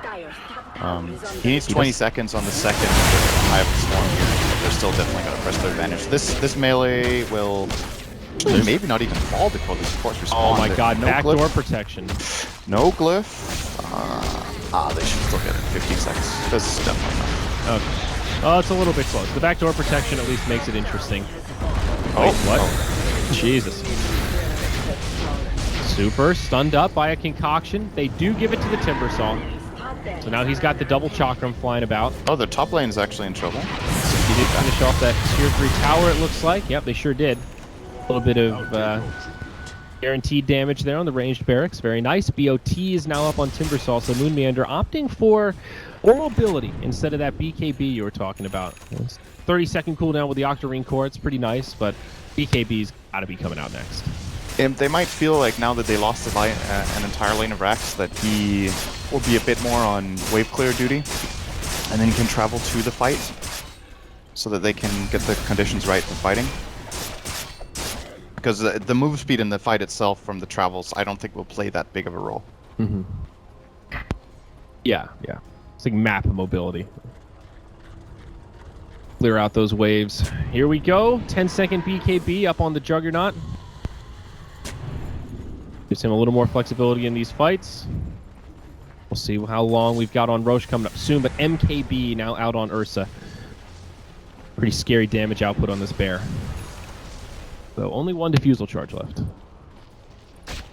That's a good point, actually. That's something we haven't really kept much of an eye on, the status on the defusals. 8 on the Jug and 1 on the Ursa. Oh no. Start playing a role. Oh. They see Misery, they find the stun to start it off, but they disengage. Razor goes up to the high ground, the Omni Slash in the backline doing so much here. It brings down the Disruptors first. Juggernaut still going forward. Where is teammates go? Razor gets the kill on Pudge in the backline. Another one of these fights where it's cores versus supports. Resolution on the run. Alchemist trying to focus on Super here, but he won't be able to keep this Juggernaut alive. This is a whiff team fight for DC. They've lost most of their cores. Rubik gets left behind. He'll be killed next. All this for a Disruptor. It seemed like a really good Omni Slash at first, but it broke up this fight into all of these little wimpy ones. And then DC just couldn't handle it. This Razor is just fun. If they don't manage to get a couple kills early, DC, they will just get run over by the double Eye of the Storm. Weehaw had to run away from the Razor very early in that fight and just give space, and the Ursa gets to, like you're saying, just hammer into the Timber, and that just very quickly only goes one way when that starts happening. So yeah, the big hero for me on the Dire in this game is just really the Sand King. It's all of these fights, when Sand King gets these multiple stuns off, it's what sets the tone of the fight, it's what sets their cores up to shine. And Yao has been doing a really excellent job this game on that SK to look at to what looks like now almost secure in the game. They have 2 Rax lead against Alk. That is, I don't know what the win rate is on that, but it's got to be really damn good. Yeah, absolutely. I really like the way Super is playing this Razor too. He's now got the BOTs, but you know, went for sort of a normal right-click kind of a build, just get some good beefy stats, drum, S and Y, and now he's moved into the Aghanims Refresher and kind of transcended into this late-game tower sieger, and it's working pretty well. I mean, now it feels like this Dire team is almost unstoppable. Ursa rebuys the Diffusal just to get some new charges. Okay. And I think something people tend to forget when they look at Razor is that Eye of the Storm gives minus armor. So when you're running these two Eyes of the Storm next to each other and you stay on a target, that target very quickly runs out of all of their armor. And then even though this Razor hits for 200, all of a sudden he hits for more than 200. Like they will go into negative armor and he will start crushing them. And then Eye of the Storm itself also deals physical damage, so it amplifies itself. Yeah. So yes, it is a great tower sieging build, but it is a great combat build too. Like this damage just very quickly becomes insurmountable for DC in these fights, and they're going for what seems to be a last-ditch effort here. If this fight fails for them, that's probably the GG call. So you come up big here, get a good ward first off. There's a counter smoke from LFY as well, and they're going for the big wraparound. I think no one's gonna find each other here. We'll see. LFY go deep into Radiant territory. Both teams dropping the scans, both teams missing. Okay. The about face now. Here we go. Oh, Juggernaut, he gets caught first. Resolution pops the BKB, but he gets stunned. He'll be brought down first. He does have a buyback. It's not over yet. But now the rest of DC trying to retreat. Super makes it to the high ground. Follow-up stun from Yao. They're dropping like flies, and now they lose Moon Meander. Lee pops the BKB. He's on the run. This will be a tough one. TP's out. They've got no way to interrupt it. Clutch. Abyssal Blade still on cooldown there. So they do get 2 cores, both of them with buybacks. I mean, pretty brutal. I don't know if LFY can end off this, but another one of these team fights that shows how pretty convincingly this game is in their favor. I mean, they're going for the win. They're going to go tier 4. They'll force the buybacks here. Yeah. Good hook. Oh, they might be able to find Chao 8. 4 staff back. Another 4 staff back. Another Glimmercave. He will not live. This could actually be okay for Radiant. Omni Slash bouncing all around. Timbersaw brings down the Pug as well as the Disruptor. They've already gotten the Sand King. And now it's a 4th one. Ursa falls. A godlike streak goes the way of Moon Meander. That's with buyback gold, though. Yep. Let's take a look at the overall recap. So it's a 4 for... Oh, that doesn't count. Okay. I see what you mean. But it's still, this is very, very good for DC. Being able to get these 4 kills only for a Juggernaut buyback, and of course being able to force buybacks themselves, they're going to run straight down here. Or a Roche. It was a double buyback. Oh, who else? Timber. Oh, Timber. Okay, so 2 buybacks. And, Yeah. I mean, even then, it's still a good fight. So, not bad. They can't really expect much better than that. Razor didn't have a way to get into the fight. I don't think he saw a creep to BOT on while he was bottom. The idea for LFY was just let's go down mid, force the buybacks, and then BOT our Razor in with either fight or back. And they kind of got caught in between, and they end up losing 4. And I think this really crucial Roshan that would have probably just been the game for them. Now going to go the way of the Moon Meander. Roche 5, if I'm not mistaken. Another Aegis and cheese. So you can pick up the yummy cheese there. It will be Misery on the Pudge. All right. Win conditions opening up for DC. Look at that gold graph, and it is strikingly even as we're about to roll over to the 60-minute mark here in game number 2 of this opening series. Misery with the hook off the mark. Close call, but they will go to the high ground. 2 tier 3 towers dead for LFY. It's only that mid tier 3 still standing outside of their tier 4s. So it's kind of one good team fight for DC here. Remember, Ursa did also buy back. So 6 minutes his buyback is on cooldown.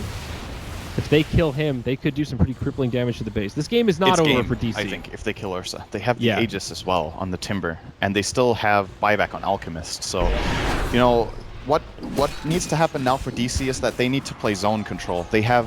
They're 2 Rex down, but they have the advantage of having the Aegis and Cheese, and they have pushed the 2 lanes that they've lost Rax in. So they can actually keep the status quo where LFY as the leading team are kind of cornered in their base. And that means that one misstep can lead to the end of the game, and it looks like it could be happening right now. They're going on the Pug, the top for now.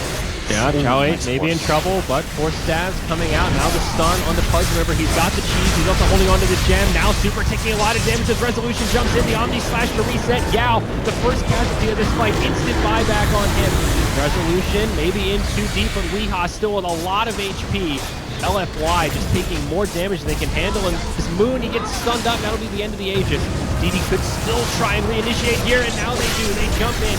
Yao, remember, he's fresh off a buyback. It's a dieback. Zhao Wei can't heal him in time. Super low on HP. Hook not on the money. Does catch the illusion instead. Now the glyph. It's a 4v5. Sand King cannot buy back for 100 seconds. Come back, rather. Now the barracks under siege. Zhao 8 trying to slowly whittle down Weehaw, but at this point the life drain just tickles. That's 1 lane of barracks. Does DC stay for more?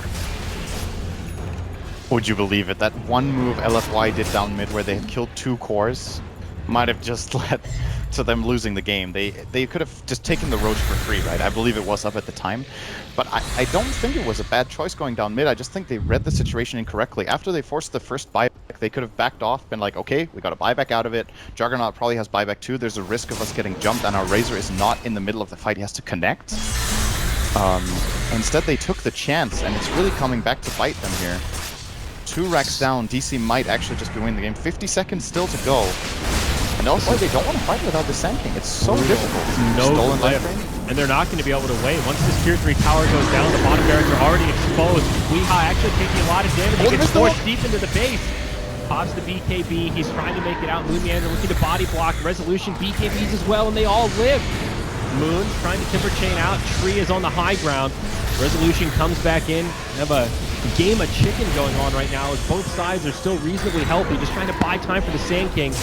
He's up at about 20. LFY hanging on pretty well. Remember, still no buyback on the Ursa. He has to play so conservative here. Positioning from DC. They're keeping this Alchemist in the front line, just trying to spam out the hook. Misery, though, now having mana issues, wants to save the cheese for HP gen. It looks like they will just back out with the Sand King respawn looming. Oh, Super LFY coming out of the base, though. Super, why did he go out so far? Force does not make it to the high ground. The Omni Slash shuts him down. Pugna and Razor both fall. They do both have buybacks, but 2 more kills, getting DC 1 step closer to a victory. Oh, stun on 2, both buybacks used. Weehaw pops the BKB, they turn the other way. The Epicenter does next to nothing. Misery getting low, but he survives, comforts the Glimmer Cage. He will make it out. Now Ursa getting low, 4 staff, double 4 staff. They get the counter kill on Moon Meander. Super with the BKB on, comes far out of the base. They are running low on buybacks. LFY cannot die here, or this game could end, but now they're doing the big damage. They're going to turn it and kill the Alchemist. They still have a chance. Someone's winning this game, Andrew. Timbersaw does not have buyback here. Saksa does not make it out. But now buyback. The Alch now. Ready to be used by DC. Yeah, he's already bought back. They lost a tier 4 tower during that mess, so it looks like he just wanted to defend the base. I mean, this game is a roller coaster right now. I have no idea what's going on. That's not a good thing to say for an analyst, but let's just be honest here. Good hold there for LFY, though. I mean, there's still a tier 3 tower standing. These fights are actually completely crazy. This is what's so beautiful when it gets to these like late game scenarios and it's so tense, is that there's a lot of like small or even bigger mistakes happening all the time, but they're kind of evening themselves out, and it makes for some really, really cool fights where, the clutchness of the individual players is really what's sealing the deal for either team now. Both teams have pretty much nothing left to fall back on, so this one fight coming up right now should be the game, unless by some miracle we get like an even hero trade. Now, remember, there's no Roche for an eternity. They're no on buybacks. a different cooldown rotation, though. DC have their buybacks coming up on their cores in about 30 seconds on Juggernaut and Timbersaw. So that's going to give them a small window here where they'll have a pretty big buyback advantage. Both of their supports right now have buyback available, and for Dire, it's just the Disruptor. That's it. So small window, still a pretty long time until Roche, not even into the RNG portion of the timer yet. Yeah, Juggernaut's buyback being up in 15 is really important. Very, very important. But this game, man, you're seeing a 14k lead for DC after they're 2 racks down, after the gold was back to 0. They got the Roche after Dire getting, I think, 4 consecutive Roshan's. Yeah, but now... What's gonna happen next? Disruptor Vlad's. That's actually a really high-value purchase. Yeah. I like that a lot. He already has 2 defensive items. It was between that or trying to greed for an Axe, but I think he just realizes that that's not realistic anymore. This game will be over before he gets it. Super is really fat right now. He has a Moon Shard. He just picked up the Battle Fury, temporarily replacing the Aghanims, doing a little bit of inventory magic. We might see him try and Courier Micro, use the Ags to pop the ult, and then swap the S and Y back on. This is a high-value butterfly because there's no MKBs on the Radiant side, and they have nothing to surpass it. No MKB, no Bloodthorn. None of the heroes even want to build Bloodthorn. And the Juggernaut, having recently bought that BK, or sorry, not recently. He has the Quarterstaff that he probably wants to build into a clutter of his own. He also wants that buyback gold. He's very far off being able to counter this butterfly actually from Super. Could this be a Bloodthorn coming on the Juggernaut? I mean, technically, yeah, it could be. I don't know how good it is mathematically on that hero because you already have a built-in crit. Like, but it might still be the choice. It is one of the best late game items, of course. You sort of Very look at expensive. it against the butterfly. Like, who else is going to be able to buy it here? Moonmeander's not going to get it. Weeha's already having slot issues, and Soxa and Misery are not going to be able to farm it. So yeah, you know, if that's the true. item that they think they need to win this game, he's the only candidate. It's very, very true. But at the same time, I think he wants a butter of his own because there's no True Strike on the... Oh, actually, never mind. Ursa The has Ursa MKB has already. Yeah. Yeah, So- then I actually just think it's flat out a better choice at this point to go for that Bloodthorn. Okay. The butter won't do enough, I think. It also doesn't work against Razor's ultimate. At this point, Razor's primary damage is his ultimate and the Shivas, you know, just like all of this, and just the drain, right? You will drain the damage and start right-clicking down, but even if you evade a couple of hits, this Eye of the Storm is still going to whittle you down in these very extended fights that we're having. Yep, intense territory here. Buyback advantage now swinging in favor of DC. Ursa has his available. He's the only one on the Dire. So 30 seconds until Roche comes up. It's a very fast respawn after the guaranteed timer, only about 25 seconds. Ooh, this high ground advantage for DC is scary, though. Missed the stun on Yao. Now the turn the other way. Another ward down, doing a little bit of poke damage. Razor. I have the Storm on Rubik. Pretty useless. Are under attack. Okay. Not what he wanted. He can Isn't push that with one it. He has though? abs. He can pop it and then steal something else. So it's not a bad steal, right? Eye of the Storm stays on, correct? It's how often do you find yourself as Rubik No, going but, in with Eye of you the know, Storm and still. being able to damage anything? Of all, no, that's, I mean, that part's true. But at Just least watch it's it be one the that- game decider here. He pops it and they get racked because he's Yeah, dude. killing it with Eye of the Storm. It's a buff. That's anything that you can buff and then steal something else and still use it. I think is not so bad on Rubik. There's certainly worse things to steal. But we'll see. Glyph available here for the Dire. Slow and steady. Resolution taking a fair bit of damage. Super pops the BKB and actually charges out of the base. That is Very not aggressive happening. play. They need to be very careful. Hook not to get falls hooked short, right now. but yeah, if they just jump on this Razor, this could be bad. Hook on the Yao. Oh no! They catch the Sand King. Now stun the other way. Razor comes in, pops the refresher. He's gonna pop that second ult soon. I think BKB's starting to stack up. Misery will get finished off, but now and pops the BKB. He's getting low. Epicenter bringing Wee ever so No low. buyback They Weehaw. kill the Alchemist. They've also killed the Sand King though, and now Super. He's getting pretty low. This Pugnob on the high ground, he gets stunned, he can't keep life draining, but he does, he brings down Soxa. Zhao 8 just the king of the mountain right now as he does stay alive, but Super does finally fall. They knock down Zhao 8, Resolution flinks forward, buyback now from the Rubik.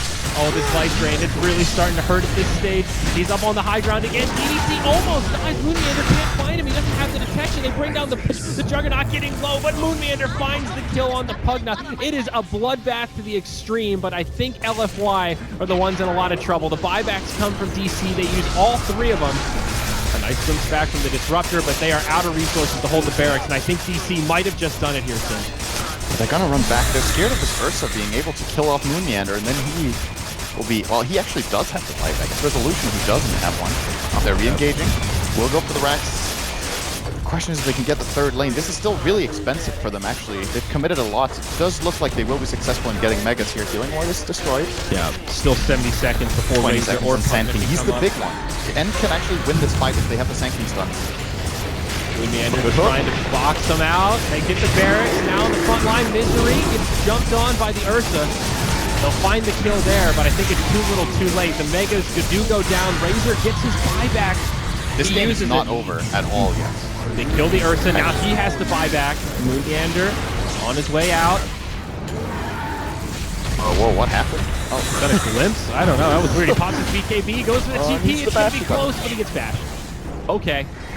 So LFY, as you said, it's Megas, but they kind of hold on. They have to use a few buybacks themselves, Razor and Ursa. So that kind of levels out the buybacks DC used earlier.